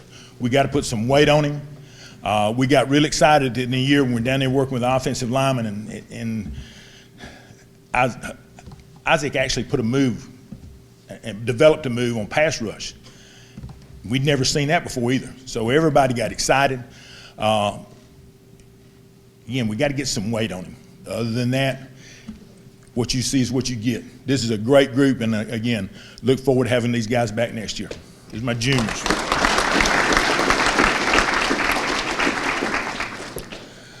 All right, had 4 seniors this year. At some time or another, they all missed game time because of injuries, because of COVID quarantine, a lot of different things. But you never question the effort they were going to get. We've cried together, or I've cried with them. I've done a lot of laughing at them. I've done a lot of chewing on them. We're in mixed company, so I can't tell you this, but they probably felt like a lot of days they came home and they didn't have anything left in their britches because I chewed it off. But they're a good group, and I hate to see them go. David Garcia.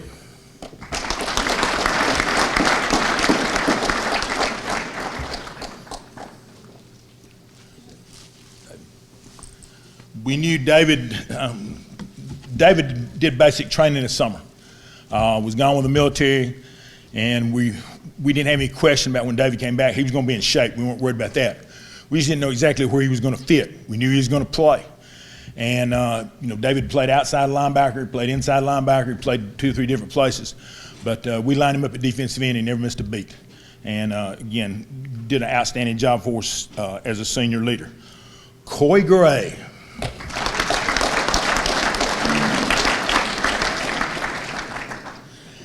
Guy seems like Coy's been here forever, and we'll miss you. Coy and I have been round and round. He had an outstanding year. Again, it was one of those things where he was injured, missed the last game of the season at one time, and somebody asked me about this the other day. We were playing at South Paulding. South Paulding averaged 275 on the offensive line. And Coy and Dylan both went out during the game, and those were our big guys. And, you know, he played hard. He got a lot more coachable as the year went on. And like I said, it's been enjoyable having you around, bud. Okay. Cesar Bubba Muro.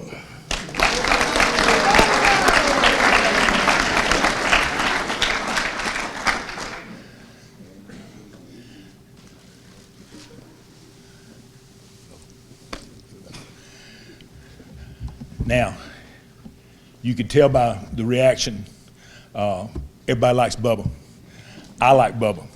If you get a chance to talk to him, ask him to do his hillbilly accent for you, because he's got a good one. Bubba had toe injury, ankle injury, knee, back, elbow. What else? That's it? Okay. But through it all, he came. He and our trainer on first name basis. He worked through it. And there's a lot of times he didn't want to be out there, but he came anyway. And we sat down and we've had a lot of talks. I'm going to miss Bubba, and I think the rest of these guys are too. Last but not least, Tyson Neal.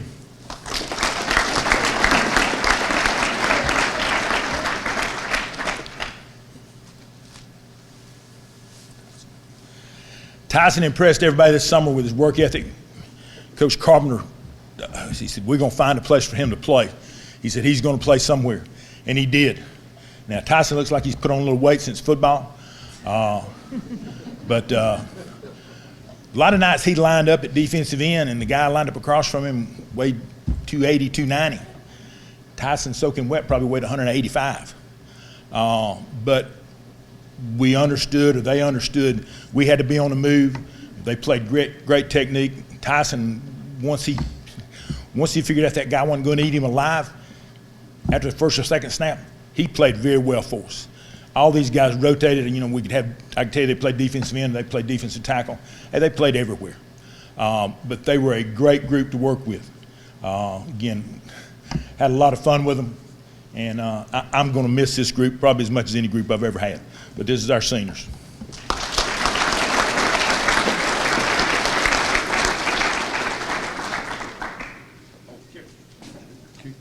May I assist you?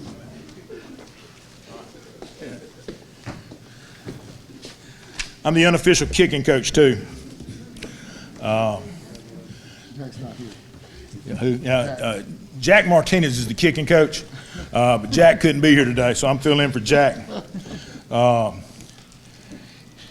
JJ Rubeletto. Did I get that right, JJ?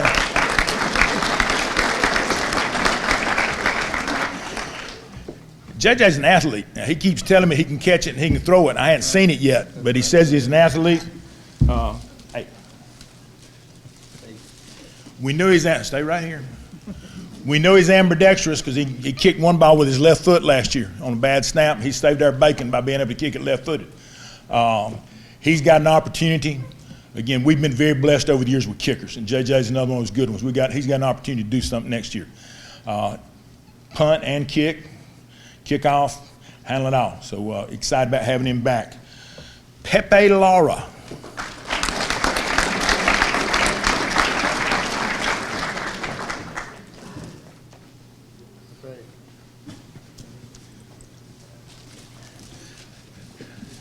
Now, there's a lot of stories about Pepe. I don't think most of them are not true, I hope. Pepe can kick the ball. Again, we're very blessed. Pepe did most of the kicking in the JV games this year, but they both bring something to the table. And Pepe also tells me he can throw the ball, but I haven't seen him throw it yet. But we've got a lot of possibilities with athletic ability as our kickers. And again, having two juniors coming back is a great thing. Our senior, Eber Calzada. Is that right?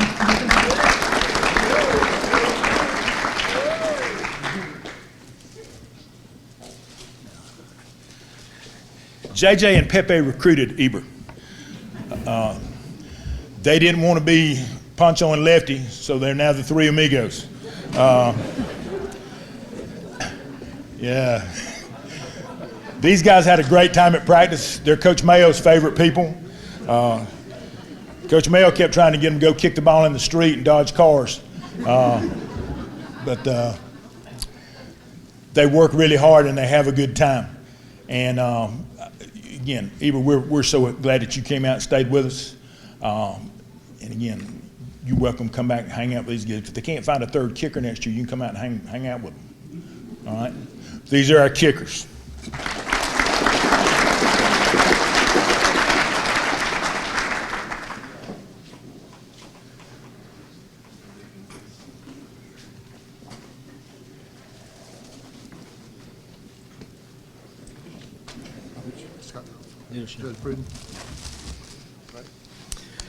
Okay, I'm giving the Judge Prudent Leadership Award. Judge Prudent was a big part of our community and quarterback club and our school system and a leader in our community. This award's been given for a long time. Leadership is the action of leading a group of people or an organization.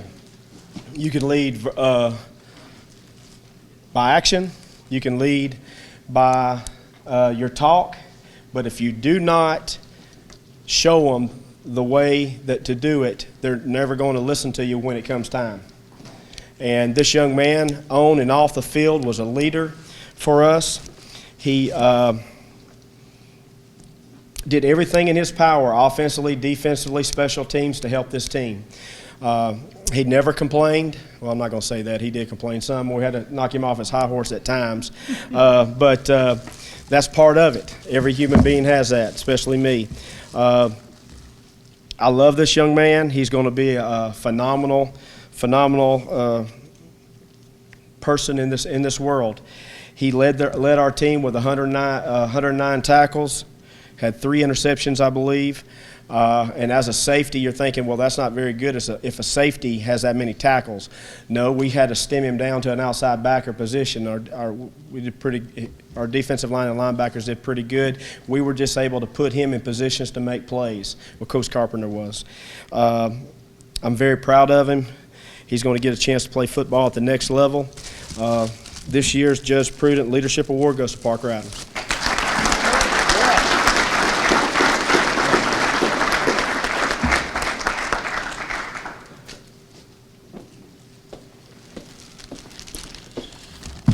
Golden Helmet Sportsmanship Award.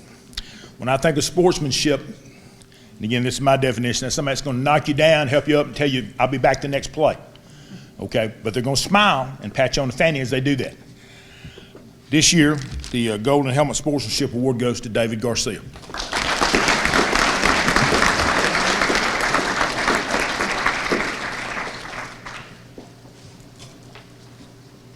Today I have the pleasure of presenting the Erwin Mitchell Team Spirit Award. This award goes to the individual who consistently puts his team before he puts himself. There's no doubt that this player had the desires to have more playing time on the field. But regardless, he knew his role and he fulfilled it to the fullest. The Erwin Mitchell Team Spirit Award goes to Dominique Simpson.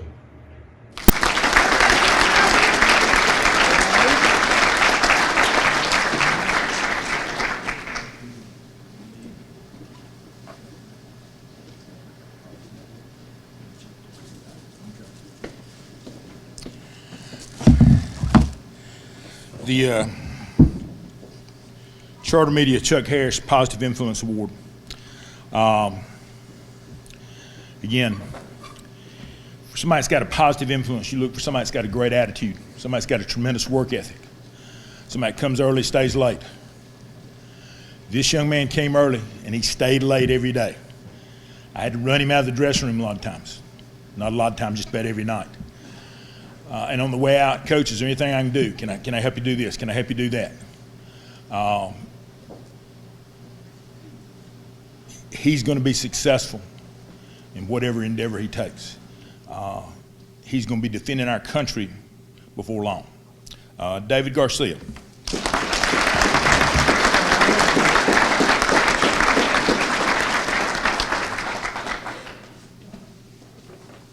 As I reflect over giving this award out, it's such a bittersweet moment for me because I do get the opportunity to honor our defensive most valuable player, but it usually means that their tenure with us is over. And tonight's recipient will certainly represent all of the great defensive players that we've had over the years. When this player was a sophomore, we made the commitment to him to teach him how to lead the defense. He was going to be the guy that was going to drive this ship. We spent many nights at practice standing by him, talking about why we would want to run a certain thing at a certain time or why we want to make this call or that call. At first, he was a little nervous about it, but over time, he became pretty good. We often threw him to the wolves. We purposely didn't make a call, and we forced him to make a decision and to take ownership. And that, by the time he became a senior, he was pretty good at it. He had earned the right to make the call as he see fit. I couldn't be more proud of this young man for the work that he's put in over the years, and I'm certainly going to miss him. Tonight's defensive most valuable player goes to Parker Adams.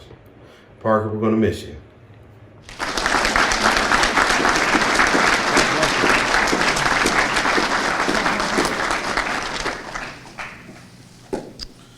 I'm going to give out the Offensive MVP award. When it comes to a power player, there's no one that would strike fear in most of that of Maurice Hallard. He fits the bill. Maurice had tremendous speed, his size.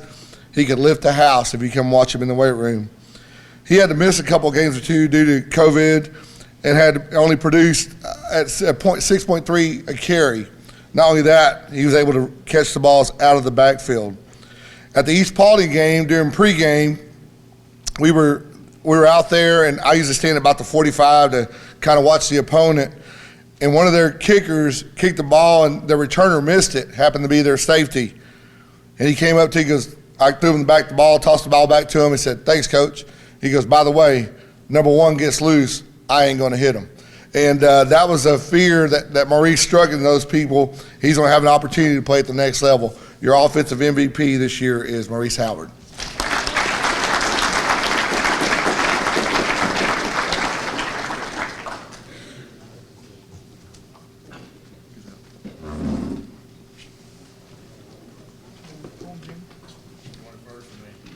Captains.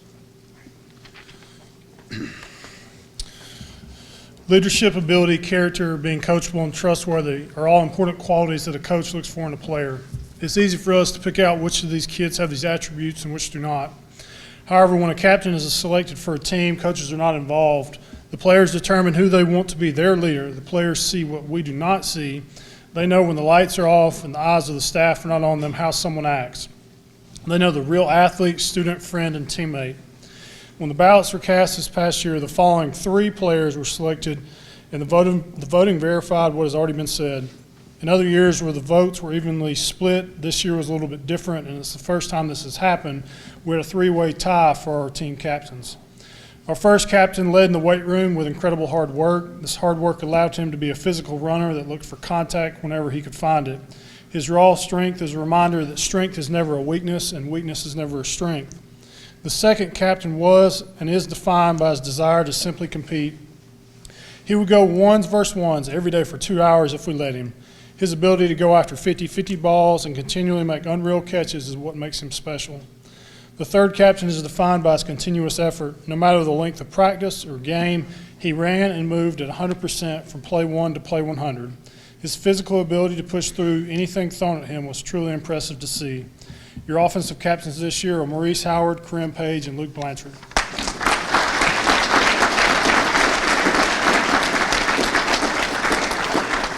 Congratulations. Congratulations, Speed. All right, and I have the opportunity to recognize our defensive captains this year. Coach Cole pretty much hit it off what he said. All 3 of these guys have been talked about for this afternoon. Being a captain is quite an honor. What does it mean to be a captain? It's being responsible, setting a good example, and pulling your team together, and maintaining control in the most pressurized situations. All 3 of these guys do that on and off the field every single day. Defensively, all three of them were in the top 5 in tackling. They led the team in either sacks or interceptions.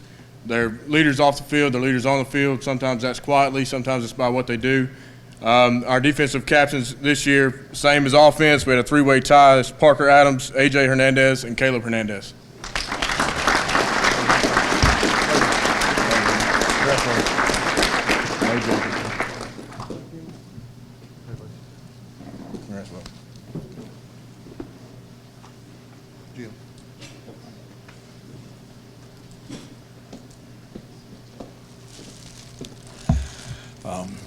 Again, we've been very blessed over the years with special teams players, especially kickers. And again, this young man's got a big future ahead of him. Expecting great things out of him. He has a great work ethic.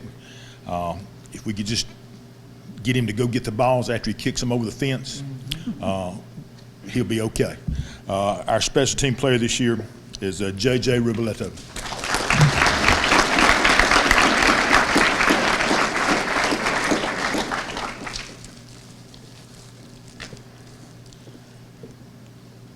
Two balls when they were working on the baseball field that they found.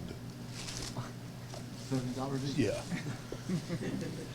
Sometimes when you get an opportunity to present awards, you have the chance to tell stories that really do a good job of linking the kid to the award, or even to show the kid's character.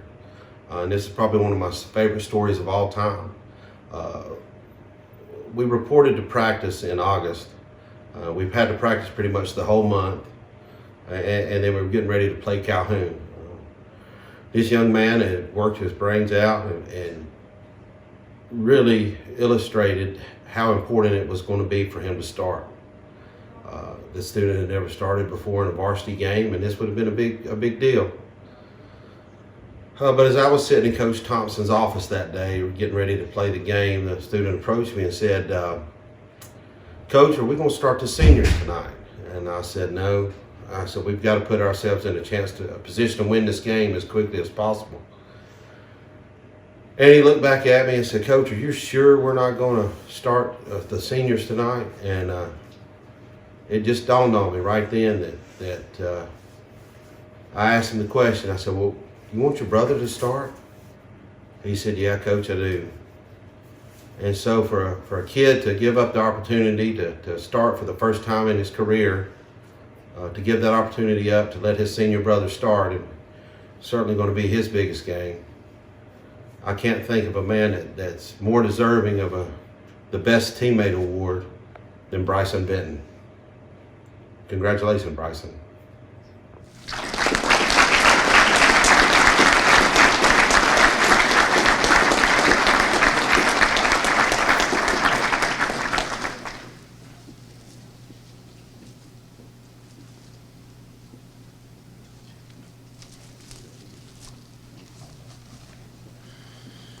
All right, I'll be giving out the Dr. Conrad Easley Comeback Award.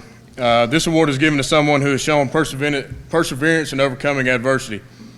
The player that won this award has overcome adversity on and off the field in his home life, surgeries, injury, you name it, he's overcome it. He overcome an injury that we thought honestly may have kept him off the field and his career with us would have been over. I'm glad it wasn't, because like I said earlier when I talked about him, his turnaround from where he's been the past 2 years to right now made this season worth it for me.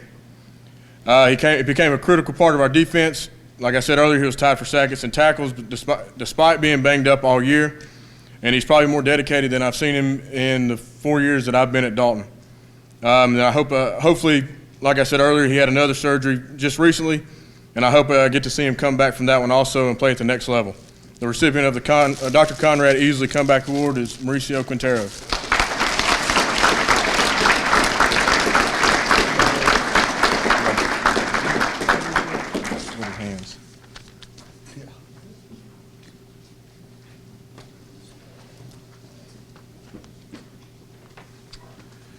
That concludes the coaches portion of the game in 2 hours and 10 minutes. Not that we were counting. I believe now the seniors have their presentations. And if you need to take a break, it'd be a good time to do so.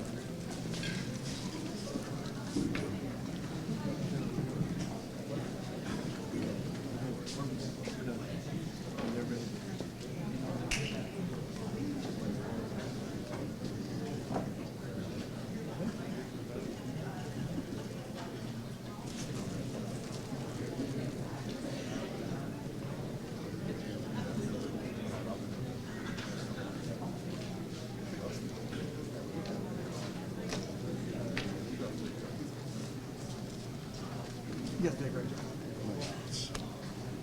We done time.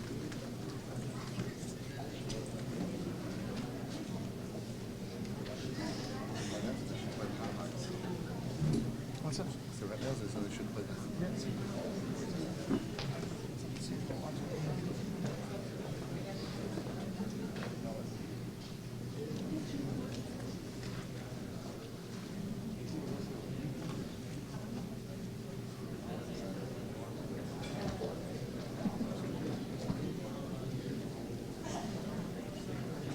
Probably waiting on everybody.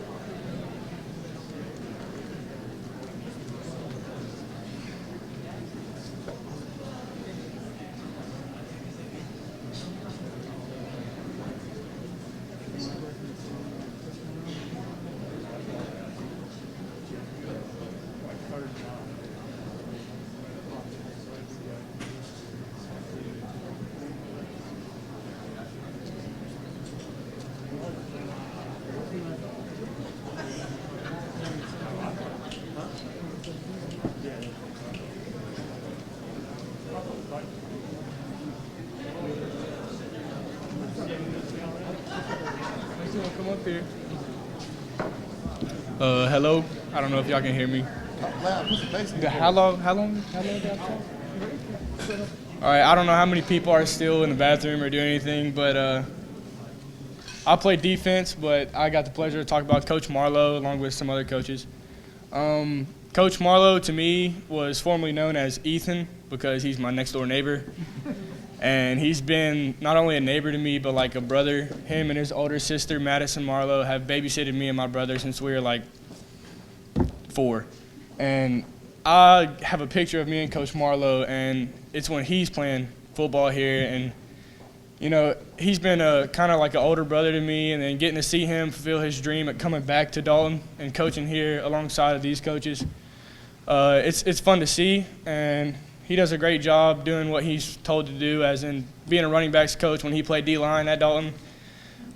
He's somebody that's really smart when it comes to defense, and I know he is with offense, but he was actually at my house maybe 3 days ago, showing me a PowerPoint that he made of a Dalton defense PowerPoint. And I'm pretty sure he's going to show it to the coaches to hopefully get recruited into the defensive side of the ball because no offense to the offensive, but that's where it's at. Sorry, Coach. But Coach Marlowe, he's a dear friend of mine, and I had to get used to calling him Coach Marlowe instead of Ethan, like I said. But I'm glad he's here at Dalton where he needs to be, and I just want to thank him for everything he's done for us, Coach Marlowe.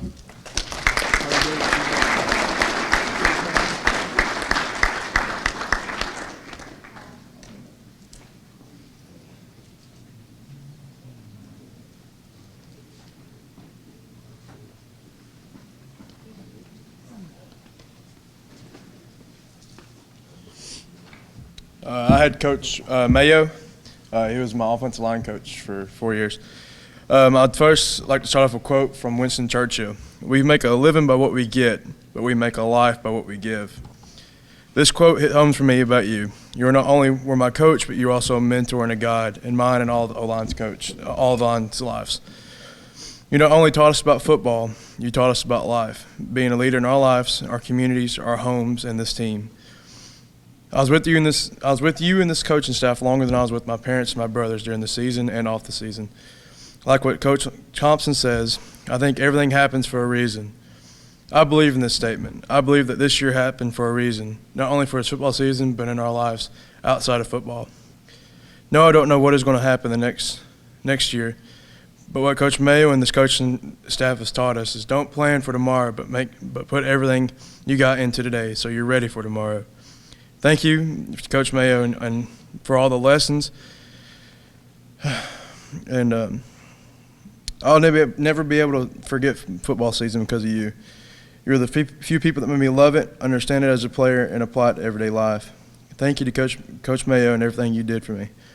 I would also like to take this time to thank the Souther family and the Woods family for everything they did for me and everything I needed. Also like to thank Coach Land for coaching me and leading me.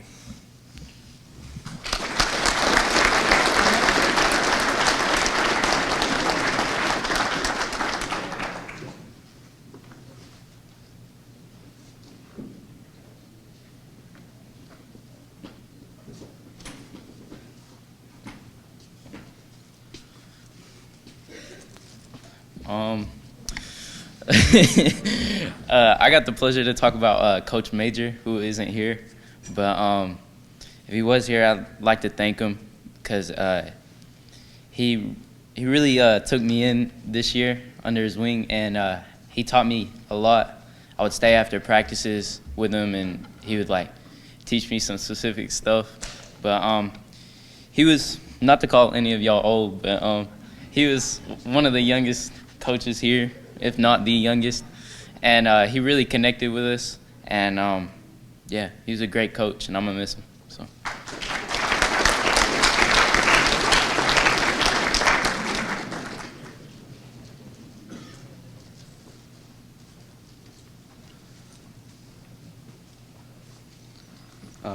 I was given the honor of presenting Coach Martinez and Coach Johnson over there.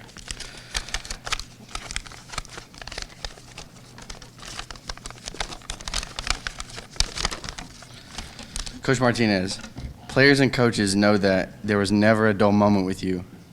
Whether it's Coach Johnson and you, or calling me your son, or Fuller wrestling you to the ground, you always seem to laugh with us, but most of the time we're honestly laughing at you. You are more than the offensive coordinator. You are a father figure to everyone in the offensive skill group. I love you, and I thank you for everything you have done since I've moved to Dalton.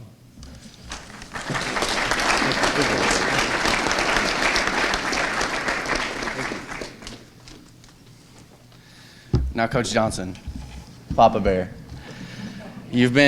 I've had the displeasure of having him as two sport coaches, baseball and football. So I see him in two sports. For whatever reason, he always calls me his son. The worst name I've ever been called.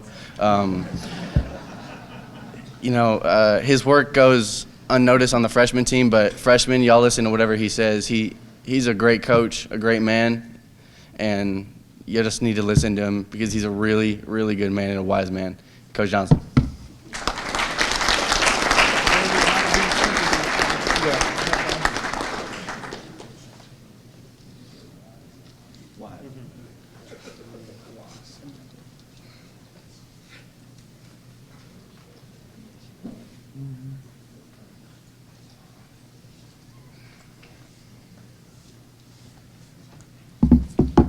I had the privilege to talk about Coach Pindley.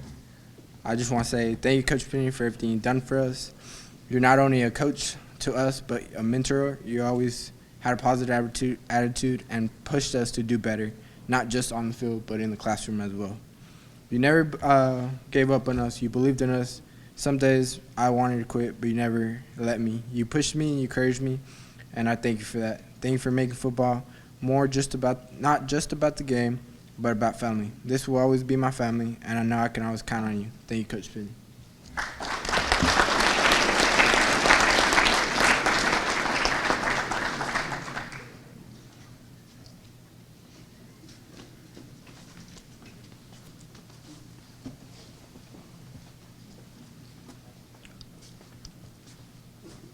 Alright, I got Mr. Wills, but before I get into that, one, Coach Land, I know you watching.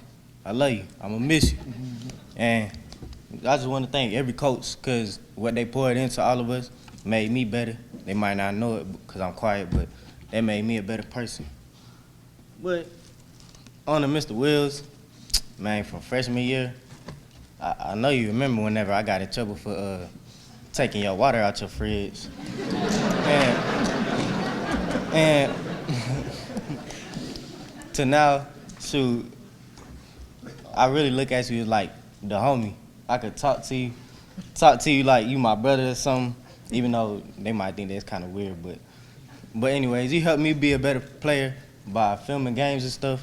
I looked at a lot of film of other teams and of me, my brother, and other players to help me fix the little stuff and see what I needed to do better. So I just thank you.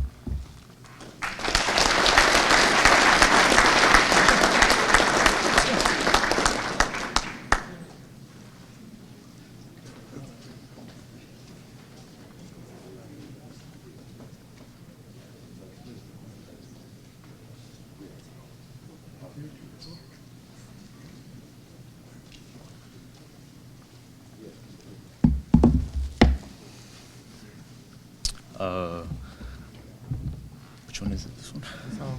Oh. I got the privilege to talk about Coach Carpenter. First off, I want to say is thank you for everything you've done for me, for all of us as a team.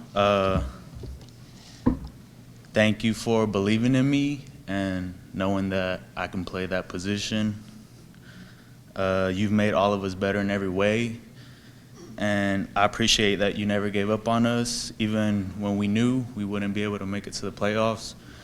I know that you still gave it your best, and I thank you for that. And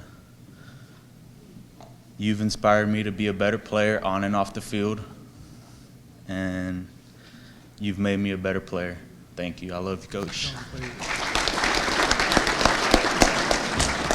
I'm also going to talk about Coach Carpenter.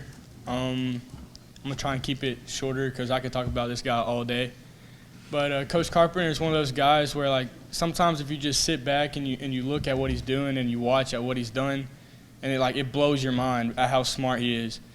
My sophomore year, him and Coach Thompson took me in from freshman quarterback, and they're like, hey, come play free safety. And I was like okay, sure, fine, that works. And he told me, don't worry about it, you'll do great, just do what I tell you to do. And so, I mean, my sophomore year, Coach Carpenter would say, run this, run that, and if I did it, I'd make a play or I'd get a pick. Like, if you just listen to exactly what he'd say, then you'd make a play and you'd be there in the perfect spot. I always tell this story if I've talked to any of y'all, Coach Carpenter, but it's my junior year. Going into junior year, we're playing 7-on-7 tournament at UTC, and there was a rain delay, and Coach Carpenter decides to, like, sit down and catch a few Z's, and he's, like, asleep with a whiteboard on his lap. And I look at one of my players, I think it was Mauricio, my teammates, and he was like, man, he's out, isn't he? And I was like, put my hand in front of his face, and he was dead asleep. He was not waking up. But I was like, he's not sleeping, man. He's scheming. He's thinking. And he was like, no, he's not. No, he's not. And then all of a sudden, he just wakes up. He goes, Parker, Mal, Mauricio, come here. And he starts drawing up a coverage on the whiteboard, like out of his sleep, dreaming of coverages. And we run that coverage the next game, and I get a pick off of it.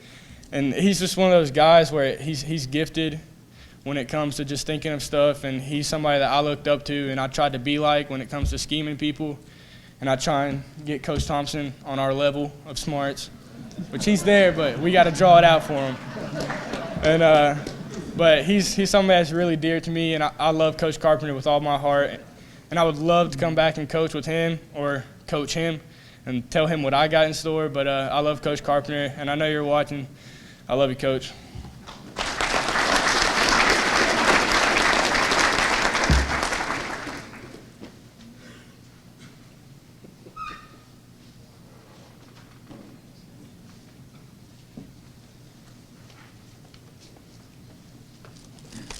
Good evening.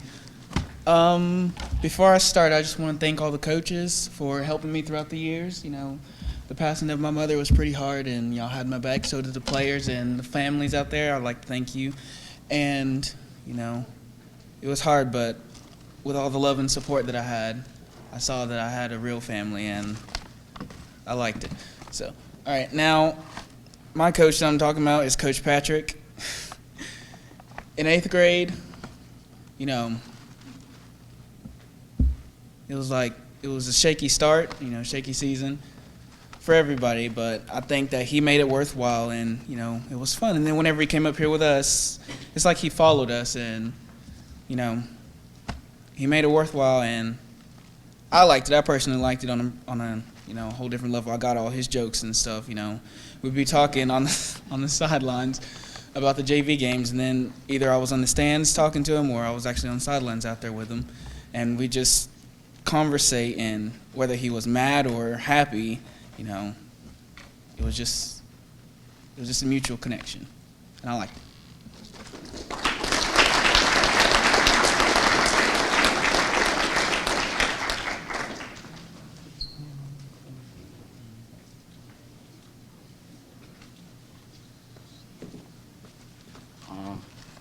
The person I'm talking about is Coach Cole, and I ain't really write nothing too special about him because I wasn't prepared.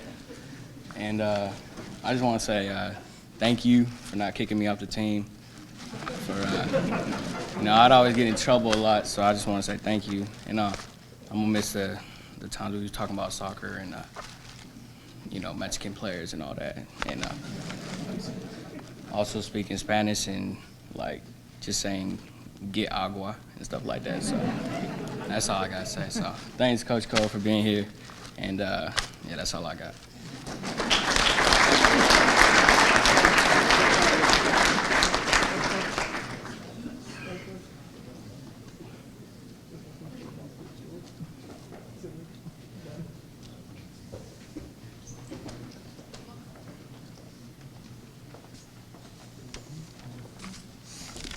To start off, I'd like to thank each and every one of these coaches and how every one of them has helped me become the man I am today, and how they've helped me become better at the great sport of football. But I would like to give a special thanks to Coach Bennett.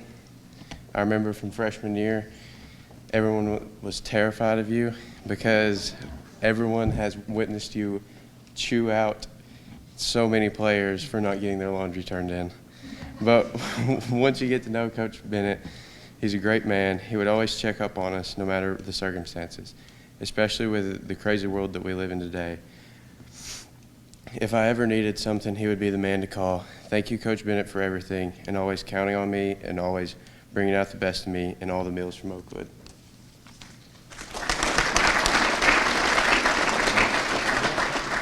And I have something to say, too. There aren't enough words to explain how appreciative I am of this Catamount family, of everything that you guys do for us, and how great this program is. Something that Coach Land would always say that always stuck with me is that for him, every single time he'd have someone come back to him and tell him that what he taught them prepared them for life and made them a better father, that was a state championship for him. And it's people like Coach Bennett that really exemplify the passion that this program has. He doesn't have to be here. This has been a dangerous year with coronavirus, and that's added danger and all these things, and he's still here. And he's so passionate. He's a man that I really look up to and that I'm really thankful for.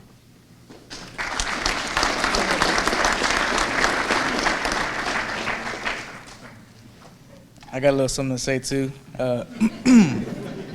Coach Jim Bennett. There was this one time going into junior year, in the summer we were working out, and he comes up to me and goes, "Cesar, I think I got a nickname for you." And I'm like laying down doing my crunches, and I'm like, "What is it, Coach?" He says, "Bubba." And I'm like, "Well, Bubba it is." A week later, he finds out I'm working at Sonic, and I make milkshakes there, so he added milkshake to the name. So I became Bubba Milkshake.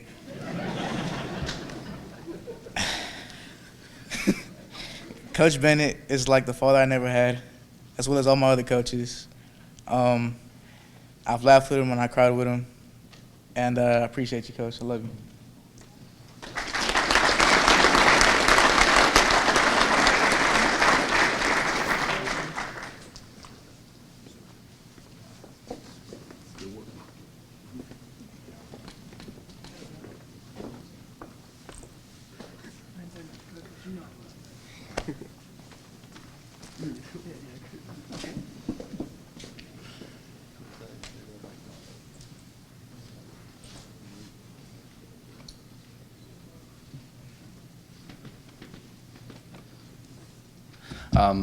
I'm here to talk about Coach Nava.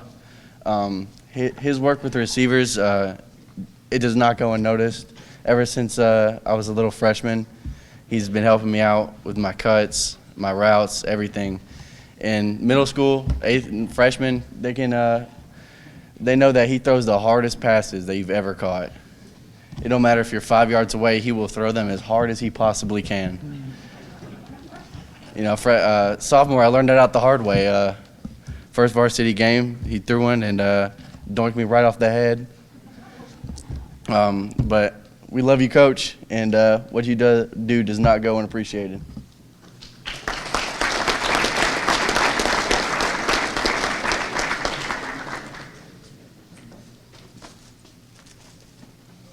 I somehow got nominated to talk about everybody, but I'm here to talk about Coach Long. I'm no quarterback, but I had to act like it. Well, kind of. But I'm the only senior that even thought about playing quarterback. I got thrown into it my junior year after Landon got hurt and then Ashton, and then I got the ability to work with Coach Long. And him alongside Coach Carpenter, he's up there in the genius category. He's an extremely knowledgeable guy. He knows how to break down the defense just as well as I know how to break down the offense.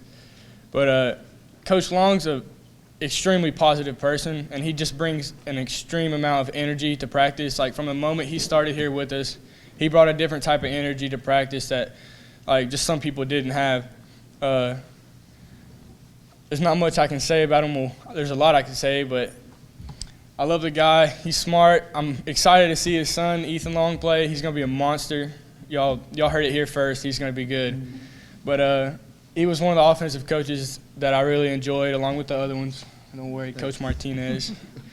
Coach Long sometimes thought I knew more than I did, which I guess I'll take it as a compliment, but he'd call a play, and I'd get ready to run the play, and I'd just say, "Coach, I don't know what I'm doing. I don't know the play." And he's like, "It's just Colorado. Come on, you know how to run Colorado." And I think he just forget that he never taught me Colorado. And I was like, I have no clue what that is, like, at all. But he's a smart guy. He's fun to be around. He brings a lot of energy, and I love him.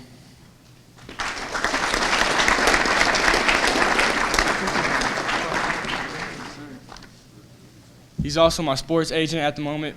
Aside from my dad, they're my sports agents and recruiting, getting to college ball. So I appreciate that too.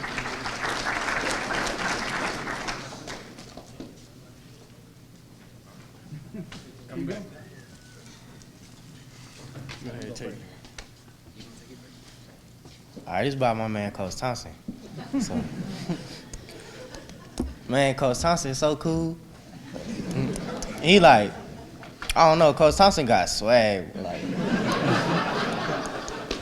for real. Man, we love Coach Thompson, and he the only coach that I really go to if I have a problem or like feelings, and he really your 10 o'clock friend. He done proved. He picked me up a couple times late at night when I was in something. I'm sorry, Dad. Don't get me in trouble, but but yeah, you just real. Like, I don't even have to say much. You understand me, and I appreciate what you done for me and my brother these past 4 years.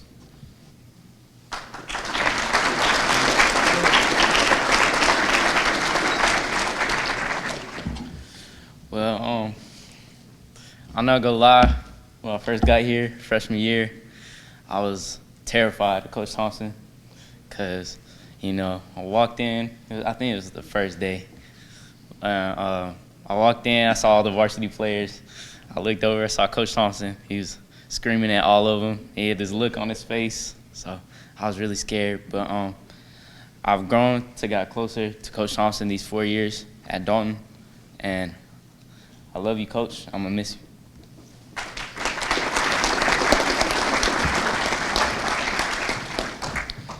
Coach Thompson, a.k.a. Coach T, a.k.a. Scotty Too Hottie. That's the boy. I actually got S2H and a lightning bolt on my arm. All the defensive players did. Thought about getting a tat of it. Decided it was a bad idea. Dad talked me out of that one. No, I'm just kidding. But Coach Thompson is one of those guys that you have to get on his good side. Because if you aren't, you're not going to – well, you'll like him, but it's just not going to be fun. 4 years, it's not going to be fun. You're around him entirely too much to not be on his good side. I remember, like I said, with Coach Carpenter, I was playing freshman QB, and he brought me over and he told me, he said, you're going to be the free safety, which there was a senior above me at the time, but he said, you're going to be my free safety. I don't know when, but you're going to be my free safety. And that senior got hurt his first game of the season, sophomore year. I went in, I got a pick, and that was all she wrote. Coach Thompson has been an amazing person to me. I'm going to try and limit this, but it's going to be hard. He's one of those guys where he just loves you, and he loves on you, and he makes it known. I mean, every day after practice, I love you guys. That's one thing he always says. Coach Thompson is an abundance of a person. He's angry, he's happy, he's crazy. When he gets his Tiger's blood, he's even more crazy. You don't want to see him on Tiger's blood. That's another story. You don't need caffeine. Coach Thompson on Friday nights is the hype man. You can tell how it impacts us players whenever he's not there being our hype man. Every time he asks for a 2 claps into Ric Flair, it's like, okay, it's game day. It's time to get ready. But I love this guy more than any other coach. I love all of y'all, but Coach Thompson he's my guy, and I can't stand not being around him next year. And it really sucks to think that I'm not going to be around him. But I just want him to know that I love him. I'm going to miss him dearly.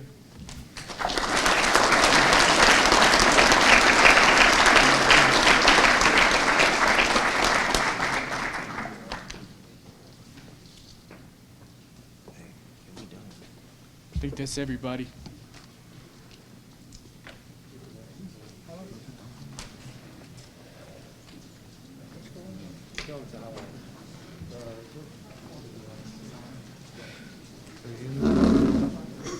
Martinez, jackets. Yeah, I got a list. Oh, we'll take it. All right, players, before you leave, as you exit, you may have not known this or not, you will leave your jackets and ties. We will check you off. And just like helmets, you don't want me to come find you, okay? Because especially seniors, you will not graduate. We'll put it on IC. You owe me for your jacket, right? I hate to end that on a bad note, but here's our highlights. Okay, with that, we're going to have the 2020 highlights up here for those that want to stay and watch that. You're all welcome to. I think we have extra cake. There's more water. You're welcome to that as well. That adjourns the 2020 Quarterback Club football banquet. Thank you.